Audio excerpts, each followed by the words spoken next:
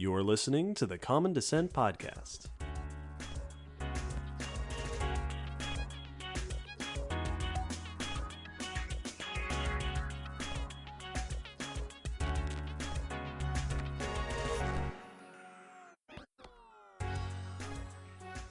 Hello, David. Hello, Will. And hello, listeners out there. Welcome to episode 161 of the Common Descent Podcast. Today, we are talking about sleep. I love sleep.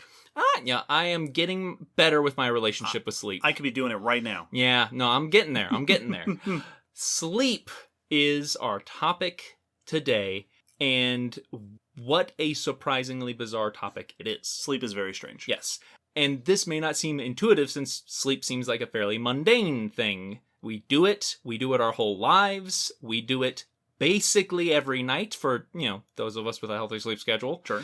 And animals do it in general. Seems like it should be a fairly non-issue topic of discussion. And yet, 2 hours later, so many issues. There is so much we do not understand and are still trying to fully decipher about sleep and the questions of why do animals sleep? What actual benefits come from sleep? And why is there so much variety in how organisms sleep? What's the deal with the evolutionary patterns in sleep? Yes, this is like entire fields of profession that are still trying to figure out just single aspects of these questions. So this episode will be an introduction to the concept of sleep. Yes. So we will go through and discuss how we define sleep. What does it actually mean to be asleep versus just unconscious? And what do we see in the different ways organisms sleep? And then what are some of our investigations and answers into why we sleep and why we might have started to sleep as organisms? We will be discussing this because it was requested, like all our topics. This episode was requested by Dog the Cynic, Jonathan, Firefly Blue, Dan J, Tater Boy, Reiko, and Krista.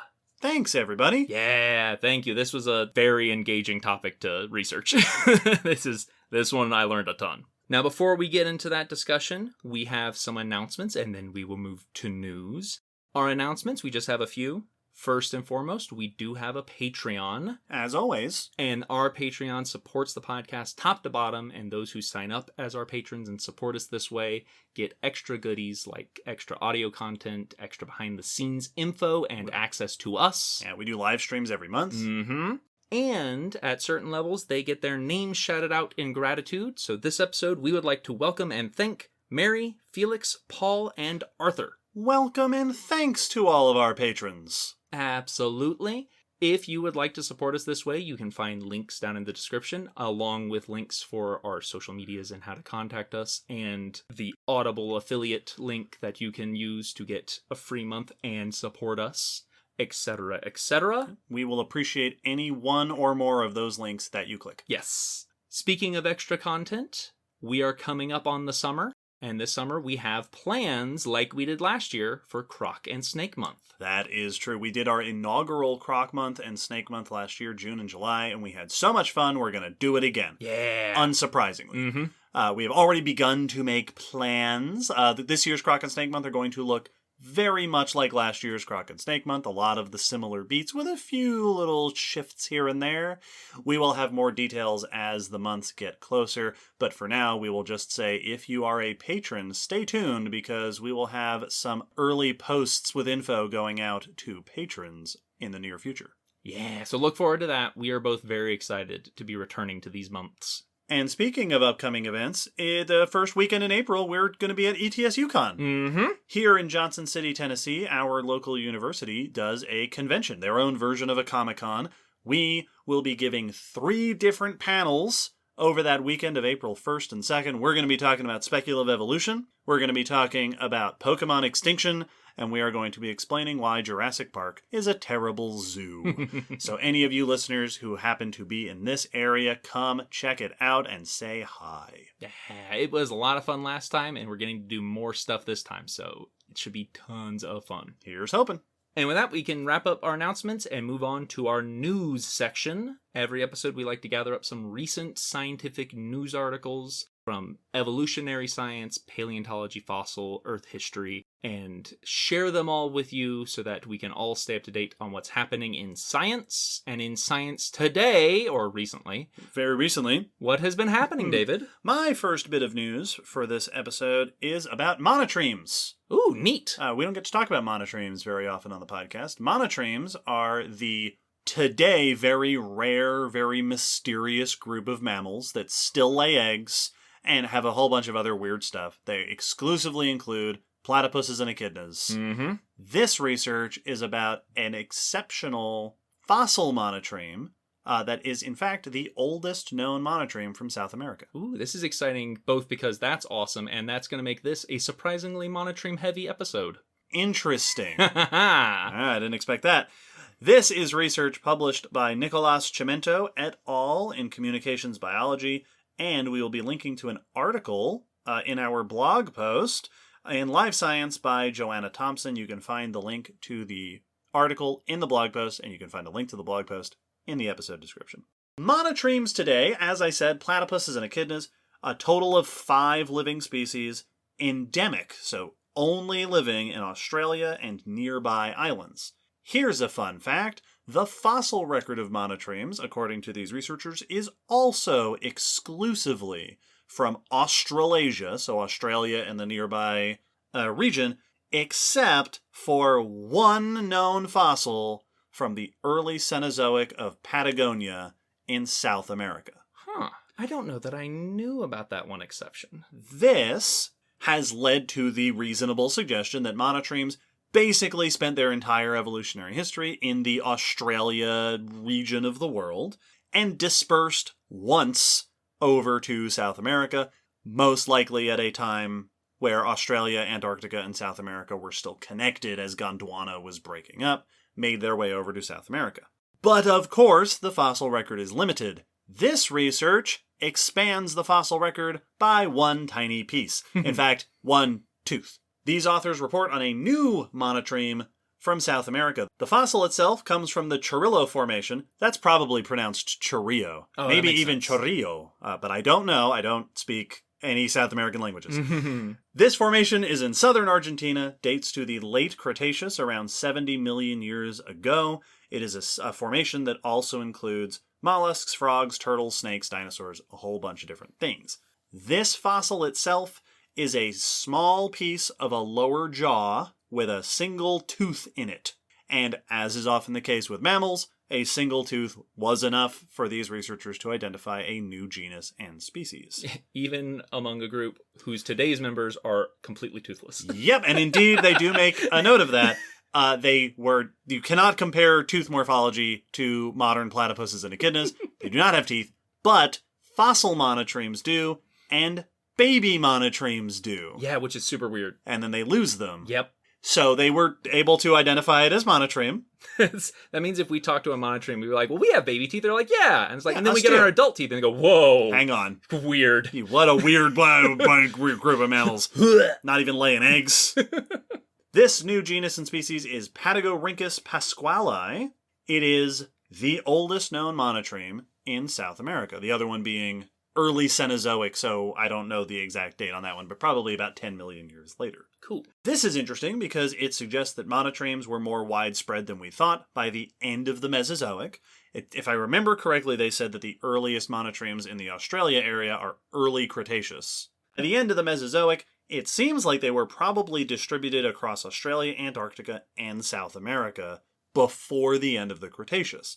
We don't have any monotreme fossils from Antarctica, but that's not surprising because Antarctica is covered with an impenetrable shield of ice. We mostly don't have fossils from Antarctica. Episode 11.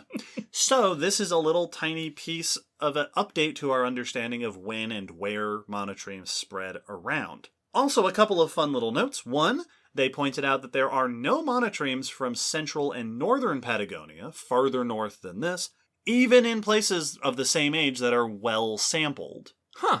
Which might mean that there was a difference in the ecosystems across this region, which has been noted in dinosaurs, Yep. it might be that monotremes were only in the southern regions at that time. And they also point out that a handful of features of other early monotremes are similar to modern platypuses in ways that have made researchers suggest that the platypus-like bill might go back quite a ways. Yes. And in this study, they make a quick note that the shape of this tooth also would seem to fit that kind of jaw shape. So it is possible that, or at the very least, this fossil does not contradict the suggestion that there were platypus-faced monotremes all the way back to the Cretaceous, which is why, if you click on the article, they have a picture of what Patagorhynchus might have looked like, and it's basically a platypus. Yep. So they may have been using that electrosensitive bill 70 million years ago, potentially. Yeah, which then also wonders the question of, like, were you also beaver-shaped in the back half of your, like, right, the back of your body? And they did point out that this is found in an aquatic setting. That makes sense. Which I think they said is also true of a bunch of other early monotremes. So maybe. Yeah. What? Yeah. For the animal that confused early explorers so well today, it is awesome that you've been around for a very long time. Yeah, if that's true, that there were things that looked like platypuses in the Cretaceous, I guess we're the weird ones. Yep. So what are we doing wrong so we don't have more of these? Right. Where's your duckbill? That is very cool. And it's also the fact that it's not found in other areas that it seems like it would be if they were doing well, across Patagonia. It makes me wonder, were you just really good at a particular environment? Right. Were you always restricted in your distribution around the world? Oh, cool. Well, speaking of groups with odd head features. Sure. My next bit of news is about Dunkleosteus. That's a fish. The famous armor-headed predatory fish of the Devonian, which is often hailed as Earth's first super predator. Right. A great white shark-sized and perhaps roughly shaped predator of the Devonian seas. Precisely. This research says, no, not sized or shaped like a great white. Probably much shorter. Interesting. This research is by Russell Engelman in Diversity, and the article is a press release by Case Western Reserve University in SciTech Daily. So, Dunkleosteus is one of the most famous fossil organisms. Like, it's super, super iconic because its face armor has been preserved very well numerous times and just lets us know what its face looked like. And it looked awesome. It looks so cool. It looks like it was designed for a game like Ark. Like, yes. It looks like it was made for video games. Got that awesome row of blade-like tooth armor for shearing bites. Truly incredible. This is part of a group called placoderms. Episode 29, in fact. Yes, and specifically this was an arthrodire placoderm. We run into an issue that we don't know how big Dunkleosteus actually was, because placoderms, generally, like many early fish, had cartilage skeletons. That armor on the face preserves really, really well, but the rest of the body, typically not so much. Most arthrodires, we have the face and front body armor, because it continues down to the front part of the trunk, but not past the midsection. So we have that for many of them, but we're lacking the back. So size estimates have gone off of its general size and features of other aquatic predators and have ranged wildly from 5 to 10 meters. You'll often see suggestions that this was a great white size. Right. I often hear 20. Yes. As sort of the big number associated. 20 feet or 6 to 7 meters. Exactly. 15 to 20 foot. But here it is pointed out that Dunkleosteus has been fairly well studied, but a lot of research was done pre-1930s. Like, there hasn't actually been a lot of research since then when you take it all into consideration. Interesting. And none of those size estimates were based off of statistical analysis or direct hard evidence. They were estimates based off of concept, but not actually any measurements that we were taking. All right. And so it was proposed here that we've kind of missed that isn't actually a solid number, because we assumed Dunkleosteus, such a famous fossil, was well studied. Sure. Turns out this aspect is fairly understudied. So that's what they attempted. They used a measurement that has been found to be pretty well correlated with overall body size for fish, which is the orbit-opercular length, which is from the back of the skull, back of the head, where the gill cover is, to the front of the orbit, the front of the eye. So it's basically the head length minus the snout. Right. This has been found to be a pretty consistent measurement for fish length. Okay. They used that measurement for Dunkleosteus and compared it with a data set of arthrodires that have complete body lengths, those rare ones we have, and extant fish. Modern day species. Total of 972 species with 3,169 observations. So a decent statistical sample. Yeah, this is a data set. They found that it does strongly correlate. So that correlation held up during this analysis and seemed to be able to accurately predict the arthrodire specimens we did have body lengths for. Gotcha. So it matched them. This method works. It works across our modern fish and this extinct group of fish. Applying this method to Dunkleosteus results in much shorter lengths. Interesting. 3.4 meters for a typical adult. So 10 feet or so? 10 feet. Okay. With the largest specimens getting up to 4.1 roughly meters. Okay, so now like 13, 14 feet. Yes. So like 11 to 13 feet seems to be the upper size range for Dunkleosteus, which is even smaller than what we were saying. Like that's not even at the lower end of what we were saying. That's under that 15 to 20 feet. Yes. So this is much shorter than we had typically been projecting and picturing this predator. And they noted that this is probably partially because when we estimated, we were assuming a shark-like body shape because big fish predators, typically we think of sharks. Right. So we are biased toward that body shape. But also that we weren't taking in consideration the typical body plan of other arthrodires. Right. That's not necessarily the shape this group of fish is. Yes. They are often much shorter and deeper bodied. That they have a wider and shorter body, which is very different from the typical shark and elasmobranch body plan. Mm-hmm. This would have meant that Dunkleosteus was probably also shorter and chunkier. They said that it probably still weighed a decent amount, that an 11-foot Dunkleosteus would have likely weighed close to a 15-foot great white. So it's not just shorter, but it is condensed. Right. They had a couple of great descriptions. They said that this would kind of make it like a wrecking ball of a fish, just like this dense, short, chunky predator of a fish. The name Chunky Dunk has been going around. I have seen that. Yep. I also saw Chunkleosteus. Oh, fantastic. Right? And they noted that when you look at them, it seems weird until you realize it's actually fairly tuna-shaped. Sure. Yeah, it bulges out a lot in the middle and then comes down to a face and a tail. So that it's not actually that weird a shape for a fish. We just weren't taking that in consideration. Right. It's just a weird shape for a great white shark. Yes. Which is our basis of compare, or an orca. That's our main basis of comparison. That very long torpedo shape. They said that it's more shaped like a tuna, but with a mouth twice as wide as a large great white shark. Yes. I love the idea that even though it perhaps is smaller, shorter than we perceived, that kind of just makes it weirder. Yes. It's just an odd shape for a predator that size in the ocean, given what we typically think of as because the ocean hadn't settled on the normal shape for a large predator in the ocean. They were still trying out different stuff. Absolutely. And they make that point that this is a weird fish, obviously, because it's got face armor, but we weren't seeing truly how weird it is. Yes. And they did note that this means that probably, since the other big thing about Dunkleosteus is one of the first large predators and one of the first large animals to get up to those sizes, that this probably means vertebrates did not reach 5 meters or greater until the Carboniferous, so later than we... Oh, yeah. This shifts our perception of at least length, mass. Sure. It's hard, but at least length it shifts. But that Dunkleosteus was probably still the biggest animal that had existed on Earth up till that point. Right. A 12-foot predatory fish with a giant armor tooth mouth. And a big pot belly.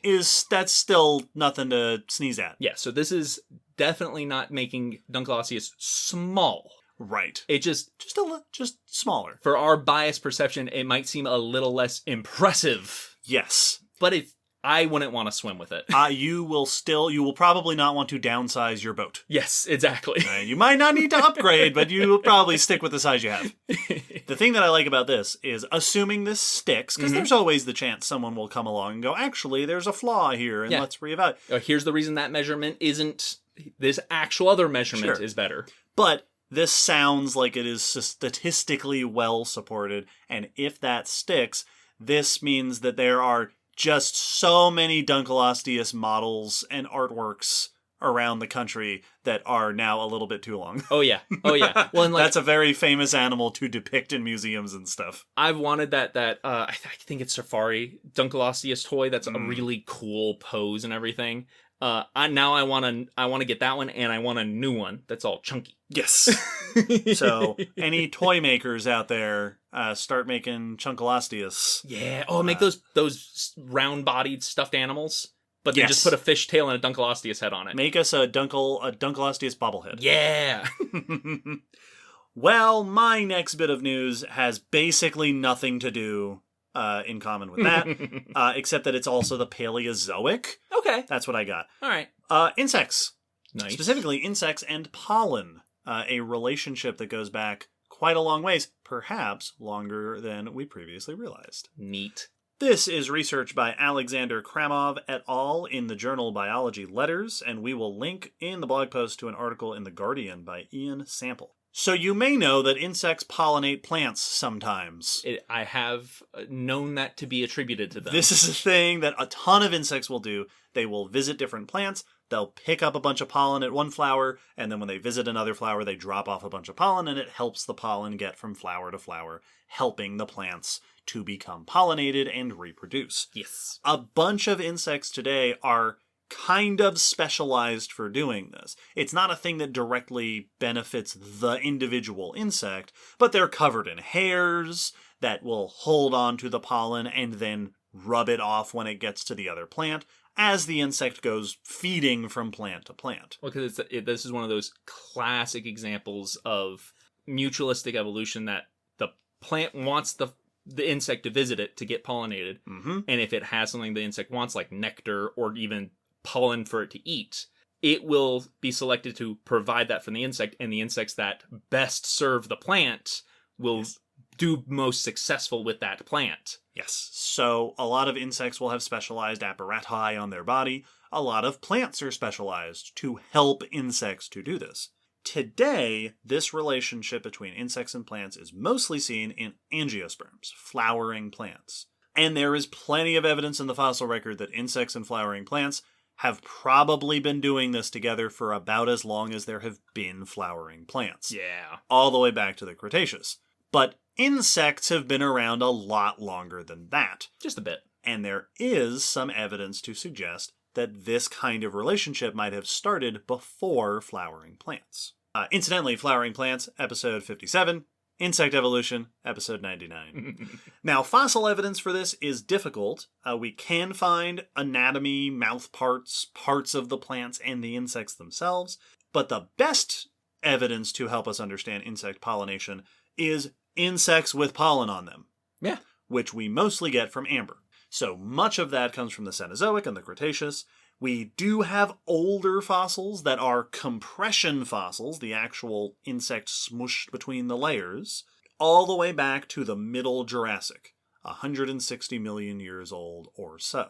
Those are the oldest known insects with pollen on their bodies. Which is pretty crazy. That's awesome. This research finds insects with pollen on their bodies from the early Permian, 280 million years old, almost twice as old as the previous record holders for this phenomenon. All right, I mean, overshot it a bit to just one up, but fine. Let's talk about these insects. These fossils come from a site near Chakarda in Russia. This site has tons of insect remains. The paper mentioned that there are 260 insect species known from this site. Wow. These particular fossils are numerous remains of a group of insects called Tiliardembiids, which are relatives of stoneflies, and which the paper and the article both describe as having bodies kind of shaped like earwigs. Okay, yeah. So short legs, they said fusiform bodies, so sort of torpedo, streamlined bodies. A number of these fossil insects, these are again compression fossils, so they're organic remains sort of flattened between the layers of sediment. Like pressing a flower between pages of a book. Several of these have pollen on their heads, thorax, abdomen, and legs, all over the body. There have been previous Paleozoic insects with pollen and spores in their guts, but this is the first time a Paleozoic insect has been found with pollen on the outside of the body. Cool. Now, they make the point that it is very difficult to say if this means they were a specialized pollinator or if they just happened to get a bunch of pollen on their bodies. Yes. But because there are tons of insects today that just visit plants and might pick up some pollen, there are tons of insects that eat pollen. Mm-hmm. However, they do point out a couple of interesting things. For one, of course, they have pollen all over the body. They are extensively covered in this pollen. They are pollinated. Also, they examined the pollen itself and found that it came from a relatively narrow range of plants. Oh, okay. So they weren't visiting a whole wide variety of plants, only specific plants. And comparing with the pollen found at the site not attached to insects, the pollen they had is some of the rarer plants. And comparing with pollen found in the guts of some of the other insects at this site, other insects have a wider range of pollen. Gotcha. Yeah. So these insects seem to have been visiting a specific subset of the plants in this ecosystem. Yeah. So sticking to certain types of plants and getting covered in pollen for one reason or another would make them a good pollinator. Yes. Whether they did pollinate or not, whether they were specialized for that, is hard to say. So they point out that this could be an example of a very early specialized pollinator, or at the very least, a precursor to specialized pollinators. These are insects that seem to have the features we'd expect of a pollinator in terms of their behavior and their physical anatomy. Whether or not they were actually being important pollinators for those plants is harder to say, but they at least were in the right range, realm of type of insect to be an early pollinator. Absolutely, and I very much appreciate that they made that caveat, because that relationship between pollen maker and pollinator, there's a spectrum of how specialized versus unspecialized, because there's plenty of things that do pollinate, but that's not they're not the main pollinator for that plant. Right. You know, they happen to also contribute. Yes, they do a little bit. They're not nearly as specialized as the bumblebee or whatnot. But there's also examples of unwilling pollinators where, like, sure, there are flowers today that specially trap or even puff pollen on anything that comes to visit them. And it's like, hey, you're a pollinator now if you do this to another one of my flowers. Yes. And it's very possible that these insects got pollinated, pollinified, even if they're not specialized for it. And so they still might pollinate, but that's not what their evolutionary history has been leaning them toward.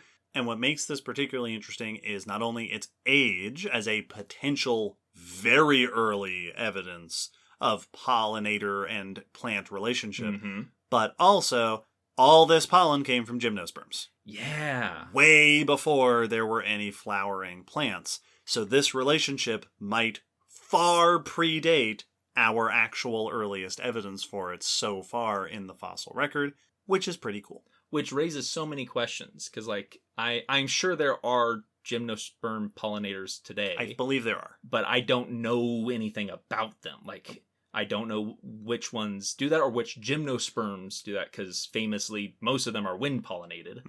Episode 155 for more on them. So this raises the question of, like, is this something that, are there gymnosperms from this time that seem similar to the ones we see it with today?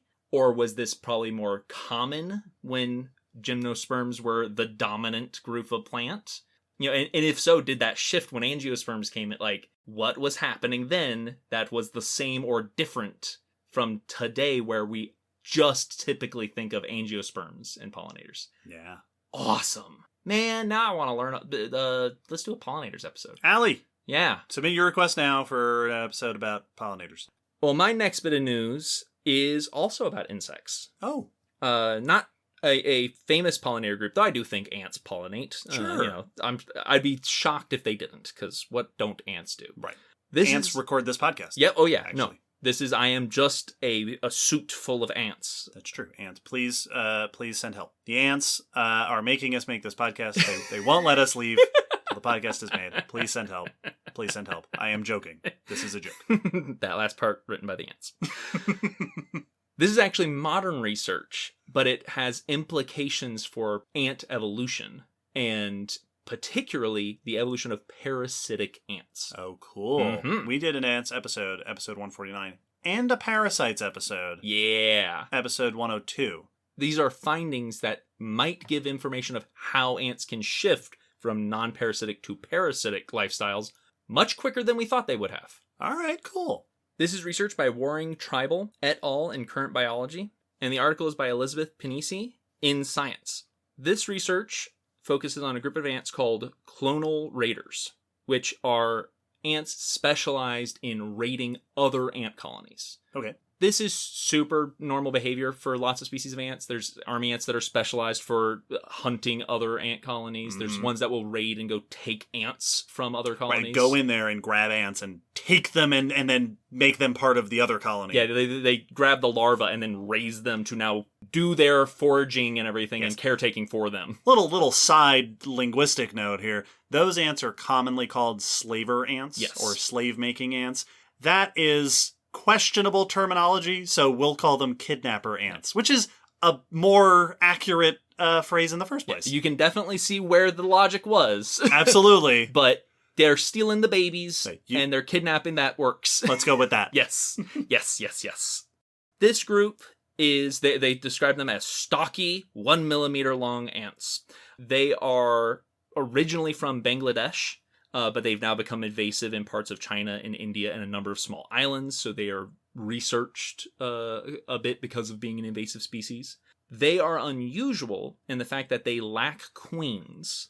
Instead, the workers lay eggs that are more workers and are just clones of themselves. Okay. Clonal colonies, clonal raiders, that's why they're called this. They then raid other ant colonies, usually closely related ant species, which is also, to my knowledge, similar cases for a lot of those other raiding ants. Okay. That it's typically they're raiding their cousin species. So this is a literal attack of the clones. Yes. Yeah. Oh yeah. And then they will steal the young of those other ants to feed to their young. They are often studied because of this clonal attribute for evolution of eusocial species, and eusociality. Episode 111. In one study, though, back in 2015, they noticed a single colony of these ants. I believe it was one of the invasive colonies. Some of the workers had developed wings. Very similar to the wings seen in the early first few days of queen ants. Sure. So typically, with other ants who have queens, when they give birth to new queens, those come out once they're mature with wings to then fly off and establish colonies elsewhere so as not to compete with the home one. These ants don't do that because they don't have queens. Right. But they were forming some queen-looking ants that had wings for a short period during their adult life, it sounded like, and then would lose them, much like others. Their young would also develop wings because they are clones. Sure. So you had this weird feature that was from some genetic mutation since it was being passed on. It wasn't that they just developed differently. Something happened while they were a larva or an egg. Something in them was causing them to develop like a queen, and they were passing that on. As the article put it, over the next 7 years, they tested and observed this colony to try to figure out what was going on. Because they ran into an issue that they couldn't do the typical test to say, well, if this is a mutation, we'll breed it with a non-mutated. Right. And if it's passed on, then there we go.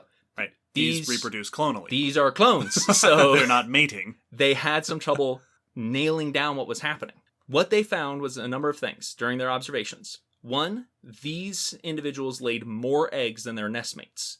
They also were less likely to go out and leave the nest to scout or raid other ants. So they were effectively just laying eggs and consuming the food brought back by the other ants. Which sure sounds like a queen ant behavior. Yes, but also a very parasitic. Compared to the normal behavior of this species, that individual's not actually helping much to get food. Right. Yeah. It's a moocher. Yeah, because all the rest are making babies, and they make enough babies for the colony to be fine. Right. The queen gets away with it because no one else is making babies in a typical ant colony. So here, they are benefiting more than they're actually producing for the colony, it seems. They called it a perfect example of an ant parasite. Interesting. And ant parasites are also not uncommon. There are tons of parasitic ant species that go in and benefit from another colony. Right. They go into a colony, Yes. and then they hang out there eating all the free food and not contributing anything of their own. Usually, once again, it's closely related to ants. The kidnapper ants, some of their queens will do this when they form new queens. During a raid, they will go in. They'll leave one? And then one of the young queens will go in with the raid and then stay, kill the queen of that colony, and then take it over to now have this pre-established colony care for her and care for the eggs that she lays that are going to be future kidnapper ants. Right. That just will slowly replace this colony. Oh, because ants are sci-fi creatures. Oh, yes. Oh, yes. There's at least around 400 species of ants that live inside the nests of other ants and depend on those workers without helping to provide for the colony. Most of these examples, though, are long-lasting relationships. You know, that they've been parasitizing this way and parasite and host this way for millions of years, which likely means it took thousands of years at least for it to have developed, which has made it hard to figure out what the steps are. Right. How do you go from not that to that? Exactly. We've had debate on how that happens. It's been assumed that that was a fairly complicated situation with many step-by-step adjustments. Sure. You know, that you'd have to baby step your way up to full-blown parasite. But if this is a simple mutation... Yes, this took one generation from what we can tell in this. This just happened. And so this could shift our way of thinking of how this could happen. And the answer seems to be that the mutation they isolated was in a group called a supergene, which is a cluster of genes that is inherited together. Gotcha. So they It's like a supercluster of galaxies. A associated group. Yes, so these are multiple genes, but they stay together for inheritance, so they don't get split up when you have interbreeding of individuals. They stay together as a clump. A mutation in one of these seems to be the culprit here.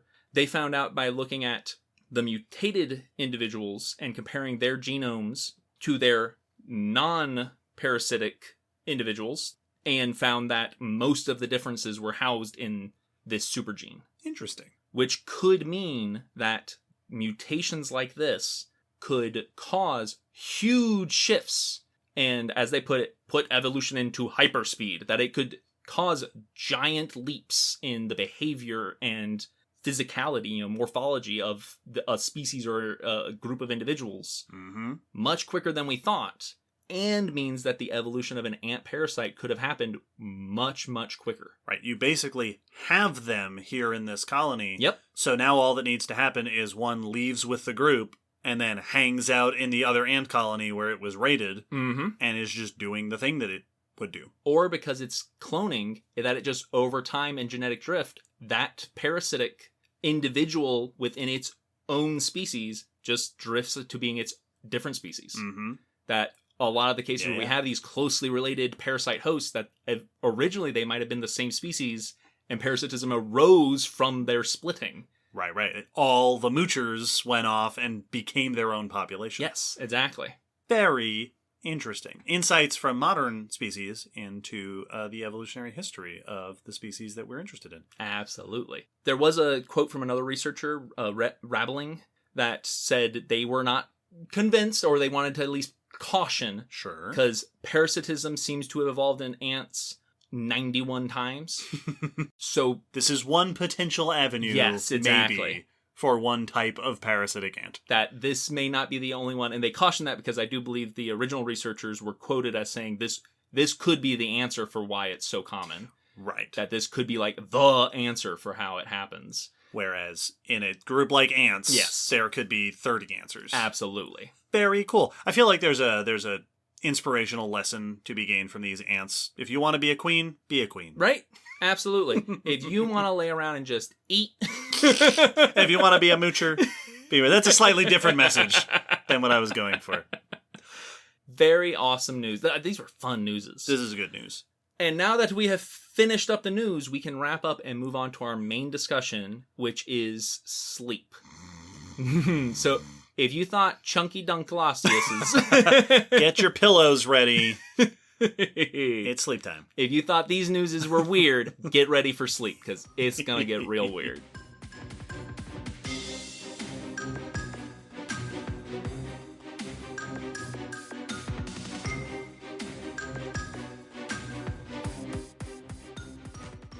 So we start many a discussion talking about how weird it is to introduce certain topics. Right. Things that are familiar and need no introduction. Yes, and I'm sure I've said something to this effect on other episodes, but boy, does this feel like the most weird one. Right. Yeah. You ever heard of sleeping? Like, have you ever slept? Like, unless a college student is the one listening right now, and it's been so long that they've forgotten that you might not. Like. You might be like, right, sleep.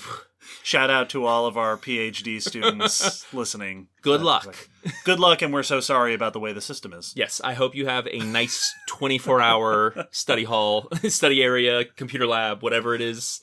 Good luck. Sleep is a thing we all do. Yes, sleep is fundamental to our lives. Like, this is just a fact of being a person. They say it's about a third of your time. Yes, 36% of a human life is spent sleeping. But sleep itself is often not defined by what that means. You know, we all know what it means if you say, I'm going to go to sleep. But what's actually happening? What do we actually define that state of sleeping as? Which is very important to do if we're going to study it in other organisms. Right, because lots of things sleep. Yes. And you might be thinking to yourself, well, yeah, everything sleeps. Yeah. Well, yeah. We're gonna discuss that. It's a big question. Yep. It gets complicated. So what is sleep? As a behavior, a typical definition of sleep is that it is a state of inactivity with greatly reduced responsiveness. Mm-hmm. And that's one of the key things, is that sleep is not just you resting. When you're asleep, you're also harder to rouse. Right. You have actually entered a slightly different state of being. And we call that the arousal rate.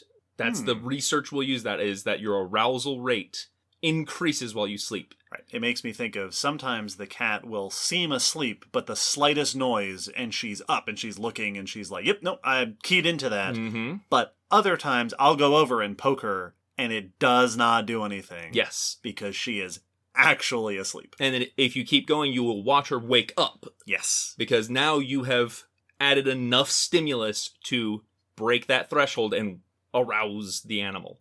We've all seen that. We've all felt that. Sure. Of like, hey, it's time to get up. Hey, it's time to get up. Alarm number 4. Yep. So when you're asleep, state of inactivity, increased arousal rate. There are other typical features, characteristics of sleep that we look for and use to define it. Mostly based off of our and other mammalian sleep. Sure. Some of these are things that you can just observe and some you'll need equipment for. One is a sleep posture. Most animals that we've observed sleeping, including us, have sleep positions.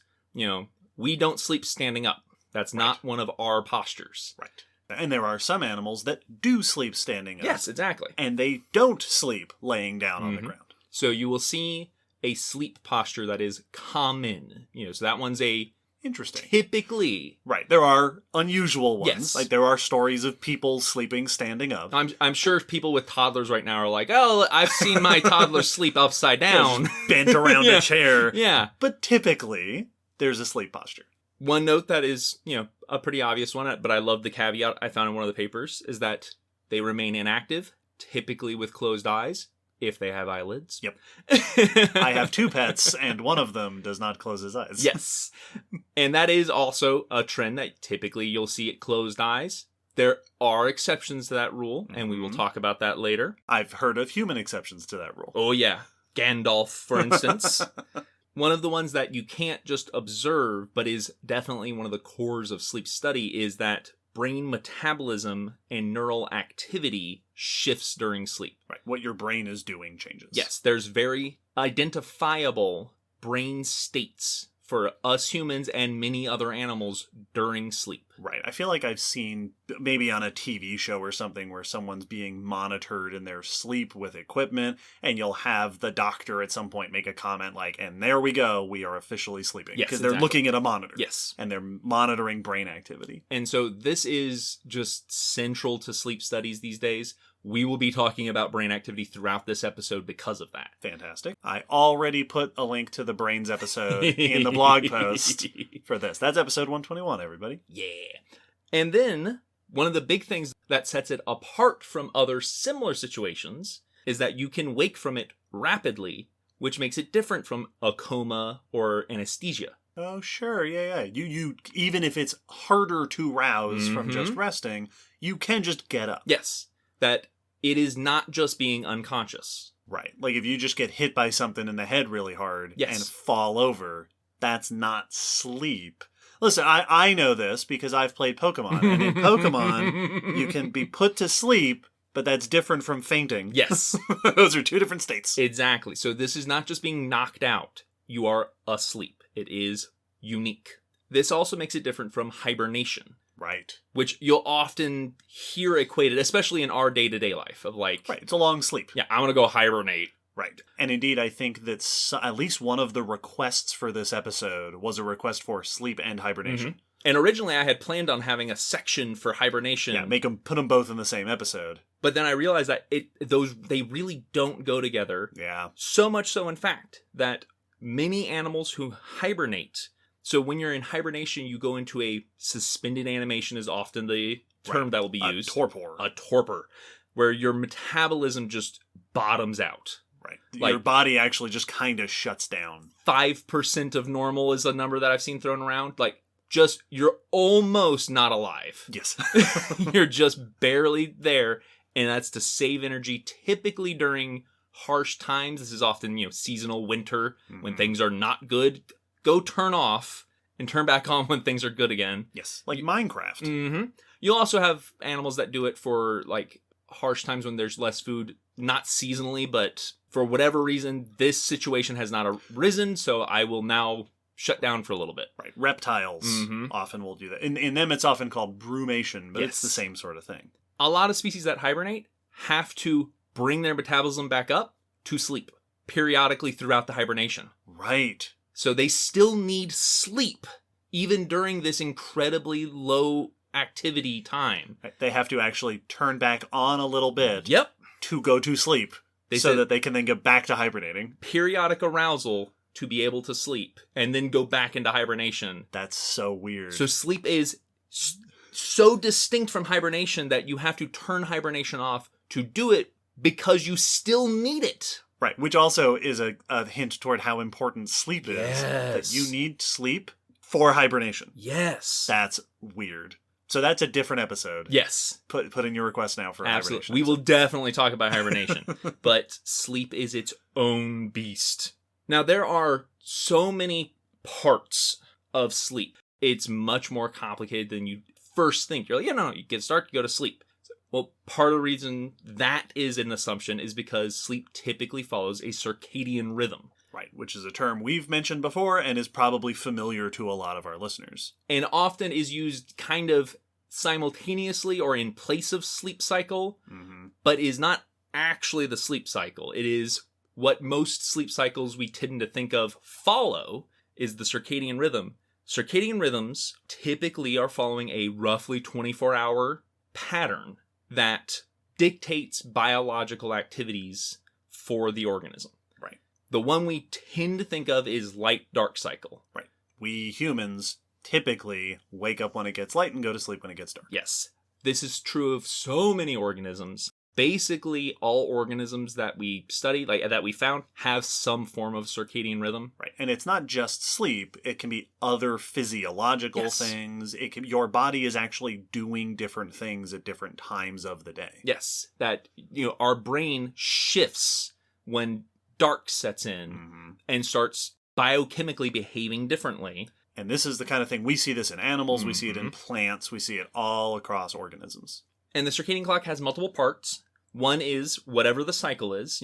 Light dark is the most obvious, both because day and night have differing amounts of light and a shift in temperature because the sun is out and now it is down. So you have warm, cool, light, dark, lots of things to sync up with. Organisms have ways of detecting those things. So feeling the shift, being able to be triggered into a new set of behaviors or metabolisms.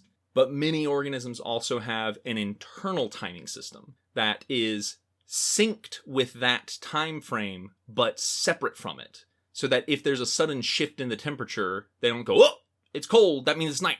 Right. This is what typically circadian clock is talking about, is this biological system that basically means you maintain your circadian rhythm without having to just rely on the stimulus. Because if you can be deep in a cave, yes, and you're still going to respond in certain ways to the shifting of the day. This is what causes things like jet lag, is that you've shifted where you are on the planet. The day-night cycle now is not happening at the same time that you think it should be.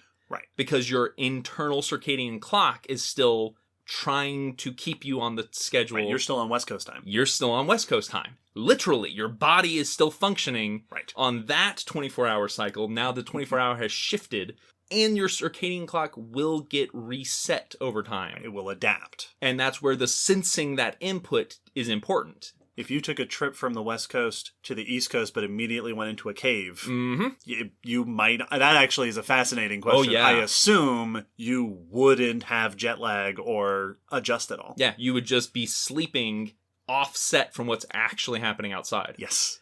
And this is why, like, if you turn your lamp on in the middle of the night, your body doesn't go, well, time to get up because it's bright. Right. No, your circadian clock maintains your systems. This is strongly connected to sleep. This is often what will cause sleep-like behaviors in non-animals, like plants. You'll hear talk of plants going to sleep because there are plants that bloom on a circadian rhythm. Right. The leaves might fold up at night, or the flowers will close up at night and then open again during the day. Yes, we talked about this in news for last episode with the fossil evidence of the folding leaves being one of the oldest evidences of a sleeping plant, is how it was described in the paper, because that circadian rhythm is very strongly associated with this cycle of rest and activity. And as we continue through our description of what sleep is, with this cycle, this sets up that expected sleep schedule, that we are always just chasing after as humans. That regular sleep schedule, that rumored thing. This sleep schedule is also connected to that feeling of why when your sleep gets thrown off, you feel so off. There is a feature of sleep called sleep homeostasis. That is, if you do not get as much sleep as your body wanted you to get. For us humans, typically it's said 8 hours is the ideal, but that ranges for each individual what their actual body needs. If you don't get that, your body's going to make it up the next time you sleep. It's going to rebound. They call it sleep rebound. Making up sleep is real. That is a biological feature of sleep. And we see it in tons of organisms. That if you mess with them during the night and don't let them get a full night's sleep, they're going to sleep more and more deeply typically. Be harder to wake up, be deeper in that sleep state to make up for that lost sleep. Right. So this is another indicator of how important sleep is, and another way to determine whether the activity you're seeing in an organism is sleep, is you poke them while they're doing it. Right. And then you wait until the next time, and do they do it more? I think we've all run that experiment. Oh, yeah. Pets and siblings and parents, and just poke it and see how many pokes does it take to rouse this organism from its sleep. Oh, yes, absolutely. And so, like, that feeling of, like, I'm going to go make up sleep, or I slept a bunch because I haven't been sleeping, that's real.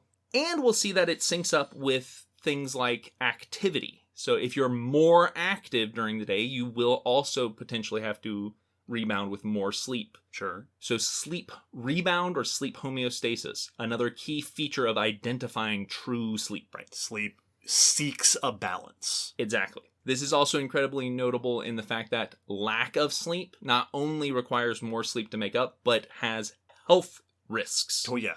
Like, lack of sleep can be damaging. There was one of the studies listed that at least at that point, record amount for a human going without sleep was 264 hours, 11 days, 24 minutes. 11 days was the number that I had in my head. It was a 17-year-old student, and during that time, they suffered serious cognitive and behavioral changes. They said they had problems with concentration, short-term memory, paranoia, and hallucinations. Mm-hmm. And in other animals, it has been noted that in rodents and flies, lack of sleep can be fatal. Well, and I think that we can all, like, I have personally experienced what happens to me if I didn't get enough sleep. Yes. Like, I, very recently, I think I mentioned this on maybe one of our live streams, I become bad at numbers. Yeah. Mm-hmm. Like, I was trying to do mental math one day that I had done the day before perfectly fine. I was like, why can't I add numbers today? Oh, because I didn't sleep. Yeah. Also, this is a very timely part of the year to have this conversation because we just experienced daylight savings time here in most of the United States. And we're in the spring part of that, which is the bad part, where you lose sleep. And I have heard it cited, although I don't actually have a reference for this, that there are certain problems that show up around this time every year because everybody lost sleep. Yeah, everyone's a little bit off their game. So supposedly there's more car accidents, things like that. That is a real thing with sleep. You know, it's not just suggestion by your parents of like... Right, we don't just do it for fun. Get more sleep because that makes everything... But it literally does. Sleep makes you... lack of sleep makes you less emotionally stable. It makes it harder to do cognitive tasks. And this is true for us and other organisms. Yes. So sleep is a imperative to just fully functioning. So, now that we have an idea of what sleep is, the task to studying sleep in life is being able to identify it in organisms. In us, it's easy because we're the ones that we started studying it in. Right. And many of our criteria are definitely biased based off of that. We're looking for sleep that is similar to or has analogs to our own, which I'm sure there's deeper conversation to be had about. But typically, to identify sleep, you either have the behavioral criteria of those things we are listing, sleep postures, closed eyes, regulated breathing is often one of those, raised arousal thresholds, those things that you can just observe. And then on the other side is electrophysical features. These are more difficult to observe because you need to put them in a lab. Right. You need to put those little sensors on their heads and whatever. There are basically 3 ways to measure these kinds of features. Brain waves, which will use an electroencephalogram, an EEG, which is what we'll be talking mostly about. This is just quintessential sleep brain studies. This is used just all over the place. You can also study muscular activity because muscle tone changes. You know, we lose muscle tone when we sleep. We go limp and we're not using those muscles. You can measure that with an electromyogram, an EMG, or eye movement, which we'll talk quite a bit about. I expect us to. Yep. I also put eyes. Yes. That's the link to the eyes episode in the blog post. That's episode 68. I knew it was going to come up. This you can measure with an electrooculogram, an EOG. These are measuring the way the body shifts. Mm-hmm. You know, there's also measuring shifts in metabolism and things like that, but these are the 3 typical ones you'll hear about. But EEG is at the heart of modern sleep studies. Right. That's the one I've heard of. Yes.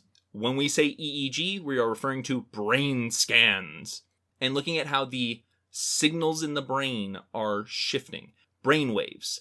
This is actual brain waves. Yes. So when we talk about brain waves, we are talking about what is the frequency, what is the amplitude, how fast are the brain waves, and how big are the brain waves. And there are certain types of waves we see at different parts of sleep. Yes, and this is all just our terminology for measuring neurological activity in the brain. Precisely. This is a great tool. It is limited in the fact that it's hard to use on animals in the field. Yes. Because you need to hook up brain measurement equipment to them. And it's hard on small organisms. Yep. I was wondering, things like flies. Mm-hmm. We can get measurements from them. There are ways to do body electrical fields, and measure just their overall electrical field from their body and still get shifts in the neural net.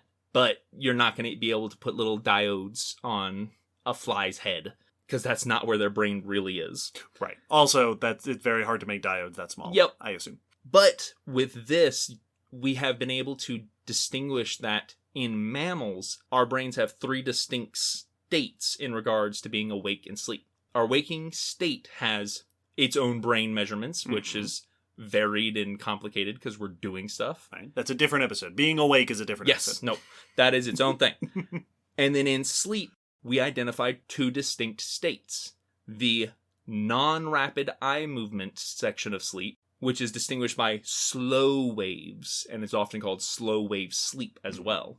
And then the rapid eye movement section of sleep. REM sleep. REM sleep. REM sleep you'll hear all the time in regards to sleep. We're going to be discussing it throughout this whole episode, which is distinguished by much more brain activity and movements of the eyes. And so EEGs have allowed us to distinguish the aspects of not only when something is asleep, but what part of sleep they're in. Yeah. Now, these 2 states are huge parts of our understandings of when something's sleeping, but also trying to understand what sleep is. So non-rapid eye movement and REM sleep are just throughout sleep dialogue. And there are some distinguishing features between being awake and these 2 sets of sleep that we see. When you're awake, EEGs show low amplitude, high frequency waves, so small and fast, and a hippocampal theta rhythm during behaviors. I love my hippocampal theta rhythm. Right. I rely on that all day long. Your muscle tone is present and high because you're using them. Mm-hmm. And eye movement is normal. You're moving your eyes. Looking at stuff. You're looking at stuff. When you first go to sleep, you enter non-REM sleep. In non-REM sleep, your brain waves slow. You have much larger brain waves and they are much slower. Slow wave sleep. Your hippocampal theta activity is replaced by a sharp wave and ripples is what it was called. Cool. I don't know what that is, but your rhythms distinctly change. So your brain waves shift as you fall asleep. Brain temperature drops by like 0.5 degree Celsius, and your heart rates and breathing become rhythmic. You can tell someone's asleep a lot of the time because you go, well, that's breathing sleep. Oh, and you can also tell when like a little kid is pretending to be asleep. Yeah. It's like your breathing is not regular. Yeah. I can tell you're faking it. That's not how you breathe when you're asleep most of the time. Yeah, And- that I guess we should put a little disclaimer here. That little kid might also like just have a breathing issue. And- Don't go punishing your children for not breathing correctly. Very true. But also, we'll discuss that in just a moment. And then, as the name suggests, your eyes aren't moving. Sure. Like, your eyes don't move when you first fall asleep. In REM sleep, which is the second stage you enter. Yeah, the deep sleep, as sometimes I've heard it related to. This is when you enter a deeper part of sleep, kind of. It is very odd. REM sleep, we see that you first fall asleep into non-REM, then you'll enter REM, and then you'll shift between the 2. You'll go back into non-REM, and then back into REM, and the amounts of REM increase throughout the night. And in REM sleep, it's weird. Your brain waves are back to being high brain waves like you're awake. So it picks back up. Your breathing and heart rate are variable. They leave that rhythmic state. You have increased awareness of your sensory apparatus. Like, you can sense things a bit more in REM sleep. Your brain temperature picks back up. Your eye movement increases. This is the rapid eye movement. That is the name of REM. That twitching eyes under the eyelids, that is REM sleep. And this is when the most vivid dreaming sequences happen during sleep. REM sleep is super studied because it is so weird. It is often called the paradoxal sleep because you have effectively an asleep body but an awake brain. Right. That your brain is as active, and at some points it can be even more than awake. So it is very, very active during a time when you're sleeping. There are some things that are not like when you're awake. Your muscle tone, it is still reduced or completely gone, so you're still limp, but during REM sleep, it's interrupted by twitches. Across the limbs, across the body, it can be any muscle. You also, and this was just a weird quirk, your behavioral responses to heat go away. So you don't pant, you don't shiver. Oh, okay. Yeah, and part of this is that the hypothalamic thermoregulatory system is unresponsive during REM sleep. So you don't respond to temperature changes. I assume this is why you just can wake up sweaty. Right. But you haven't been like shivering or like trying, like, right. Your body's not actually handling that as well as usual. Yeah. Your behavior responses can't kick in. Non-REM and REM sleep also happen in different parts of the brain. Non-REM is mostly in the forebrain, while REM is in the pons and midbrain. REM sleep is also heavily associated with the brain stem, and we can notice that activations of specific groups of neurons in those sections of the brain can trigger those sleeps, and damage to those neurons can inhibit those sleep. So it is distinct enough that your brain is using different parts to achieve both of these. And they respond differently to sleep rebound. That non-REM sleep, if you miss sleep, your non-REM will be deeper. It'll be more intense. The slow wave activity adjusts, and the level depends on how long you were awake for. And so it is a proportional response. And it starts at a higher degree of difference when you first go to sleep, and then levels back to a normal wavelength as you sleep. It'll also increase locally in the brain by which part of the brain you were using the most while you were lacking sleep. So your non-REM responds very notably to lacking sleep. REM doesn't, but you'll just do more REM sleep. So they are fundamentally different. They are very distinct. So those are a lot of the key characteristics of sleep that we tend to look for or tend to use to identify sleep. But sleep is hugely variable. There's a huge diversity of ways different organisms sleep. Probably the most obvious and most commonly noted is sleep duration. How long you sleep. Different organisms sleep for differing amounts of times. We tend to sleep about 5 to 10 hours, but you have animals that can sleep for much longer. A lot of smaller animals like bats and rodents can sleep 18 to 20 hours. Almost the whole day for a short period of activity. Armadillos are famous for being long slept animals, like 20 to 24 hours. Like they can just sleep whole days. Whilst you'll see things like large animals tend to sleep less. Giraffes, I saw giraffes and elephants listed as 3 to 4 hours a day. I saw multiple notes of elephants, and one specified Asian elephants as 2 hours. Like, wow, power nap. Yeah, they just don't sleep much. A famous one of those is horses don't sleep very often, like 3 hours or so. So it's different animals just need different amounts of sleep. Right. And they're not lacking sleep. We don't see that those animals that sleep less tend to sleep more deeply. Right. And they're not just tired all the time. That's just how much sleep they need. Yes, they don't need as much as us, or we need more than them, however you want to look at it. We'll also see differing amounts of non-REM and REM sleep, where some organisms sleep more in one state than the other compared to another organism. So that is not consistent. That can shift. And that can shift in species. It can shift throughout your life, both sleep duration and amount of REM sleep. We even see differences in the cycling between those two. Smaller animals cycle more quickly between non-REM and REM sleep, while bigger animals cycle more slowly.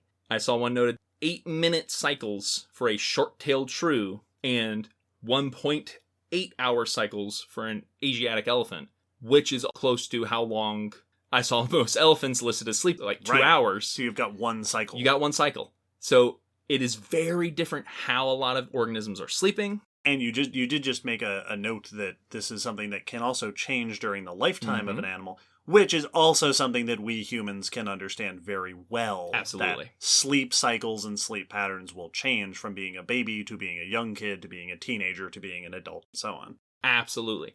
It also can be different ecologically. That we'll see organisms living in different environments or different parts of the planet or living different lifestyles tend to have different sleep patterns.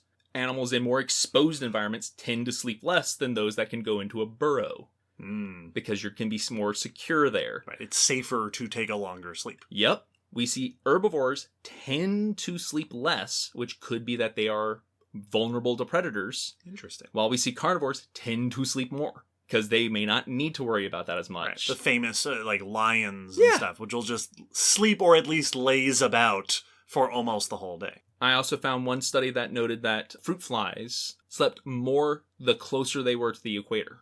Interesting. Yeah, so there's weird features. Body mass can also shift this. We see that sleep is inversely correlated with body mass. Bigger animals tend to sleep less. Smaller animals tend to sleep more. This is especially true in herbivores, less so in carnivores and omnivores. So there's a huge list of dynamics and relationships in what can cause you to sleep more or less. And then you also have groups that sleep weirdly, that they have weird sleep. One that I found that is a surprisingly common feature is one eye open sleep. Yep. there are lots of organisms that sleep with one eye open. Now, we use that as a phrase like, watch your back. Right. This is an idiomatic expression. Yeah. You better sleep with one eye open. But it's real. Yeah, some animals actually do that. The most famous group for this are marine mammals. Mm-hmm. These are the ones that are typically talked about when this comes up. Specifically your cetaceans, dolphins, whales, pinnipeds, your seals, and sirenians, your manatees and the dugong. These are all mammals who now face the issue of having to sleep whilst out in the water and still needing to breathe. Right. So they can't just go limp. You can't just pass out for 3 hours. No. Because you will drown. Yeah, you can't hold your breath quite that long.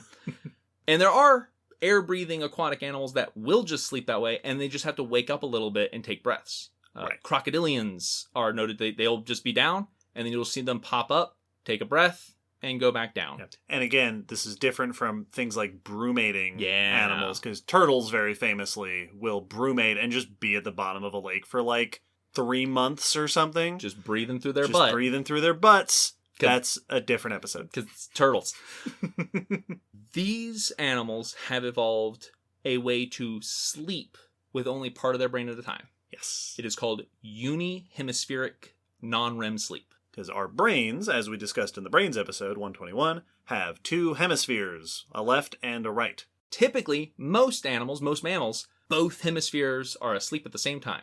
They can shift between one being asleep or the other, and whilst the other is asleep, the opposite half is awake, which allows them to keep swimming, to stay where they need to in the water. Sometimes it's just, staying in the same spot so they don't drift off. Mm-hmm. Sometimes it's basically actively swimming, and the opposite eye of whichever half of the brain's awake is open. Yes, because that's the eye that's controlled by that part Yep, of the brain. 'cause our brains nerves are are weird. It's a whole other discussion. So they can have active sight to keep eyes out for where they're going, as they swim, and even danger. Yeah, so they are literally half asleep. And so this is a feature of all 3 of these groups, seemingly convergently. Yeah, independently evolved in these marine groups. And we see both types of sleep in a lot of them. Manatees have both bihemispheric, normal, full brain sleep, and unihemispheric, so they can sleep both ways. They tend to sleep with small amounts of REM sleep, so not much of that. Seals have a little more interesting diversity to them.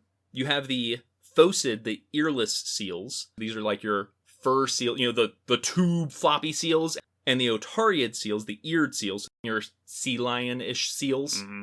Those sleep in different ways. Interesting. Earless seals retain normal bihemispheric sleep. Same way as terrestrial cousins. There's even one study of elephant seals that seemed to suggest they can sleep while diving, because they put motion monitors on them and they dove, and while they were diving, they found that they slowly drifted downwards, following a circular trajectory like a falling leaf. They are a leaf on the wind, and during their descent, they wobbled a little bit, and there was absence of flipper movement, and then some of them impacted the bottom. So it just fell asleep on the way down. Yeah. And it sure did seem like they did not see that bottom coming. So maybe they were unconscious.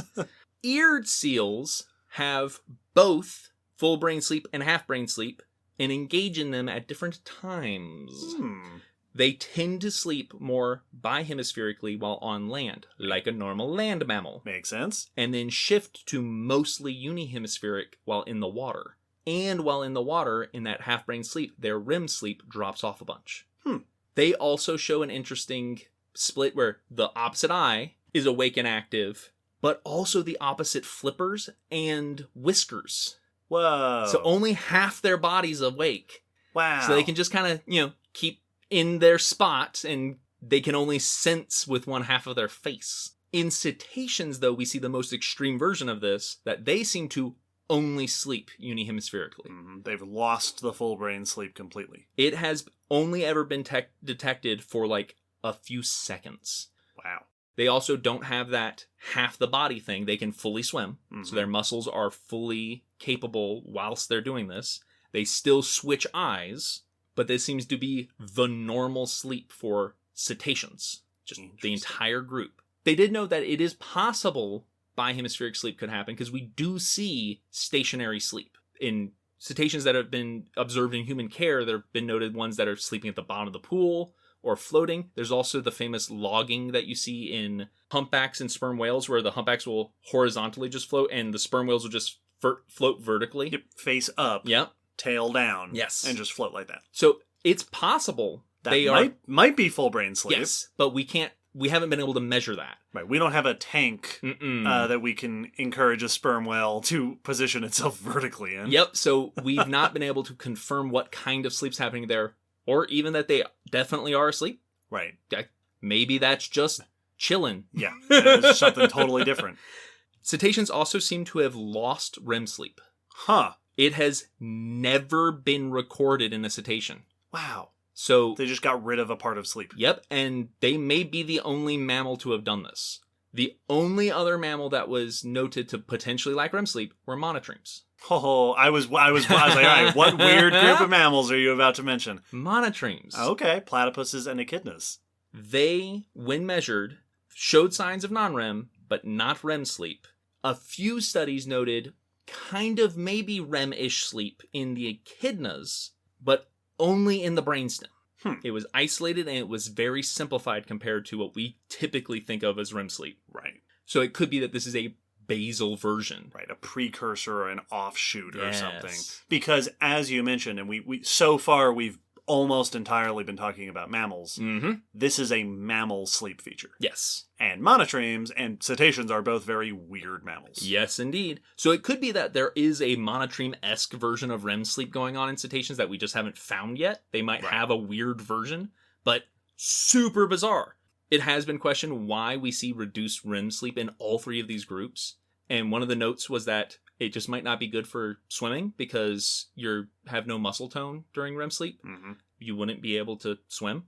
Another did note, and this is getting into what we'll discuss later on in the episode, that maybe it's that whatever REM sleep is for, having half your brain awake does.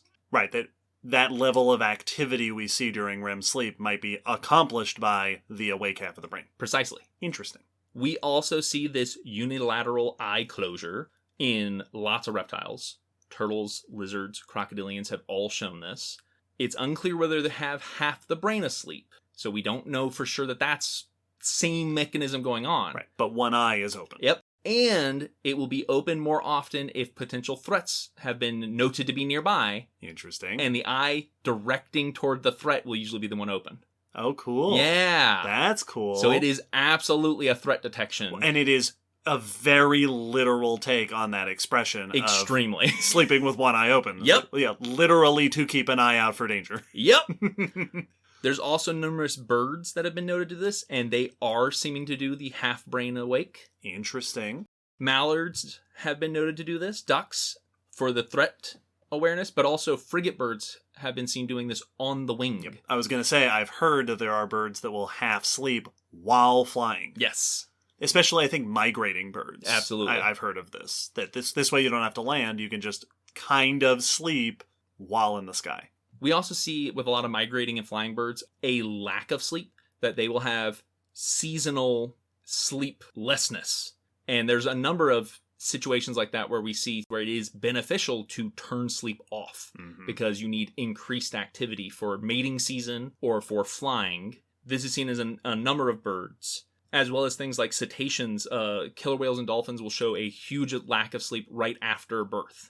Oh, okay. So like the parents after giving birth or the young after being born? Both. Okay, yeah. Yeah. Which makes total sense. Yes. Absolutely. Yeah. That if you're going to be awake. Well, and what, for our human listeners who have been parents, what an incredible thing to be able to do is just intentionally turn off sleep instead of forcibly losing sleep. Yep. It is inflicted upon you. It is natural for them. Yeah, they figured it out. And this is weird, though, because typically we see more sleep in young mammals, and then you lessen your sleep down to an adult level. It is thought that maybe it might be that it's just sleeping for long, long periods is not conducive out in the ocean. Right. And it might just be dangerous to go to sleep. There's more likelihood that you're not going to make it up to the surface in time or whatever. It's also a key part, especially for these animals, for bonding between mother and offspring, which is a very, very tight bond, famously important bond among cetaceans. So we see a lot of crazy diversities in sleep There's a whole bunch of studies in things like cavefish and how losing your eyes and going into a cave affects sleep, which we see that they tend to sleep less, but many of them will keep their circadian rhythm. Huh. Yeah. There was one group that would have a circadian rhythm if you put them in a light-dark situation, but in just dark, they lost it. So they had the ability to sense the circadian stimuli, but they had lost their internal circadian clock, even though they had lost their eyes. So there's a bunch of weirdness. Huh. This is the kind of episode that makes me go back through all of our other episodes and think, how are these ones sleeping? Mm-hmm. Caves, episode 112. Yes. It is every group has the same list of questions to ask, but with potentially different answers for any one of them. Right.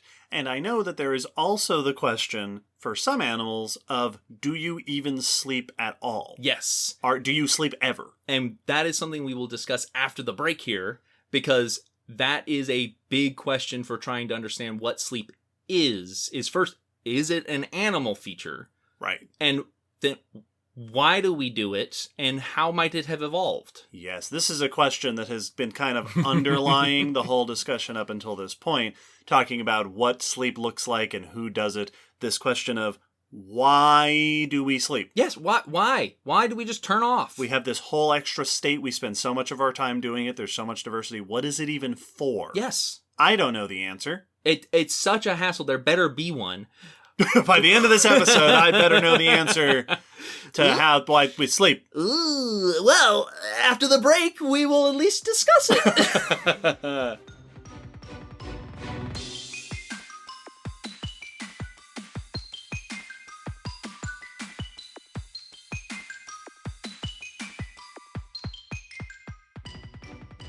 The question of why we sleep has been debated endlessly. It is by far the biggest question about sleep.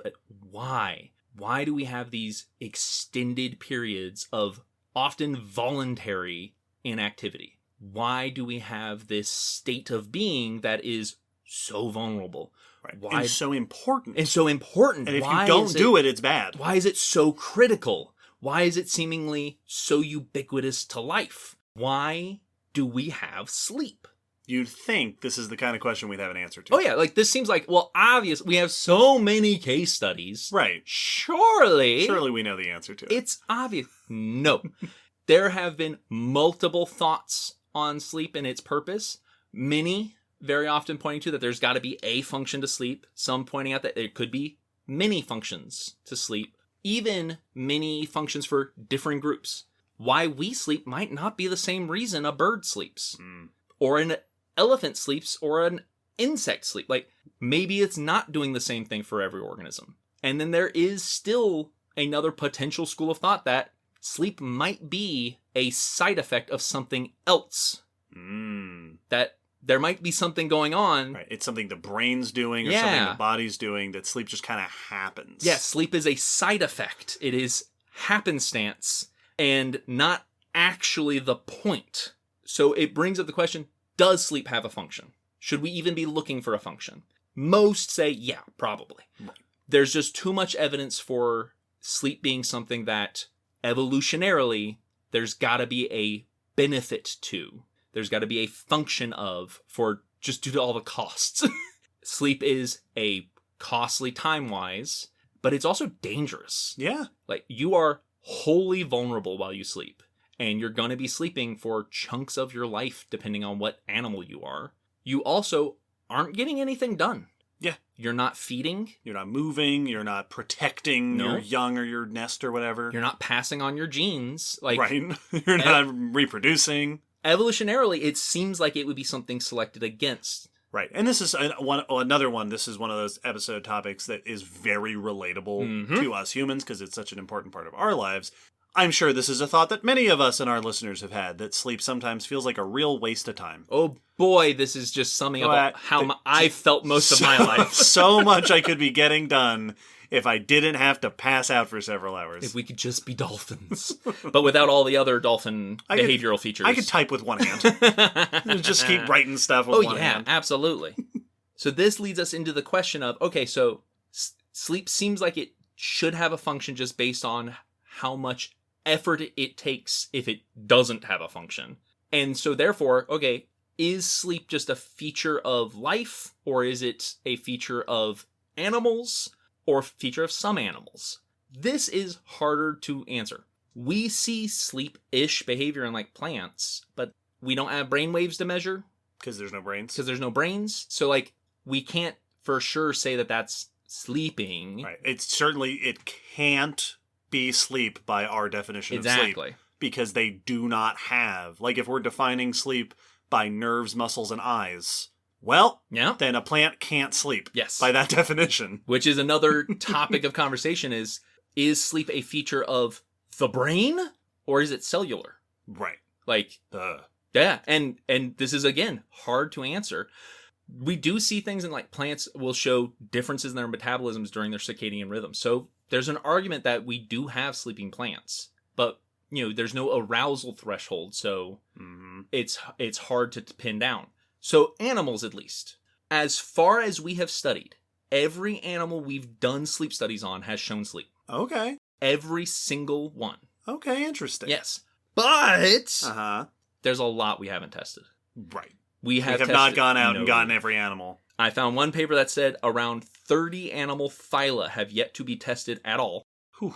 And even the well-studied phylas are not covered very well. So we have studied a bunch of animals, and all of them have shown sleep.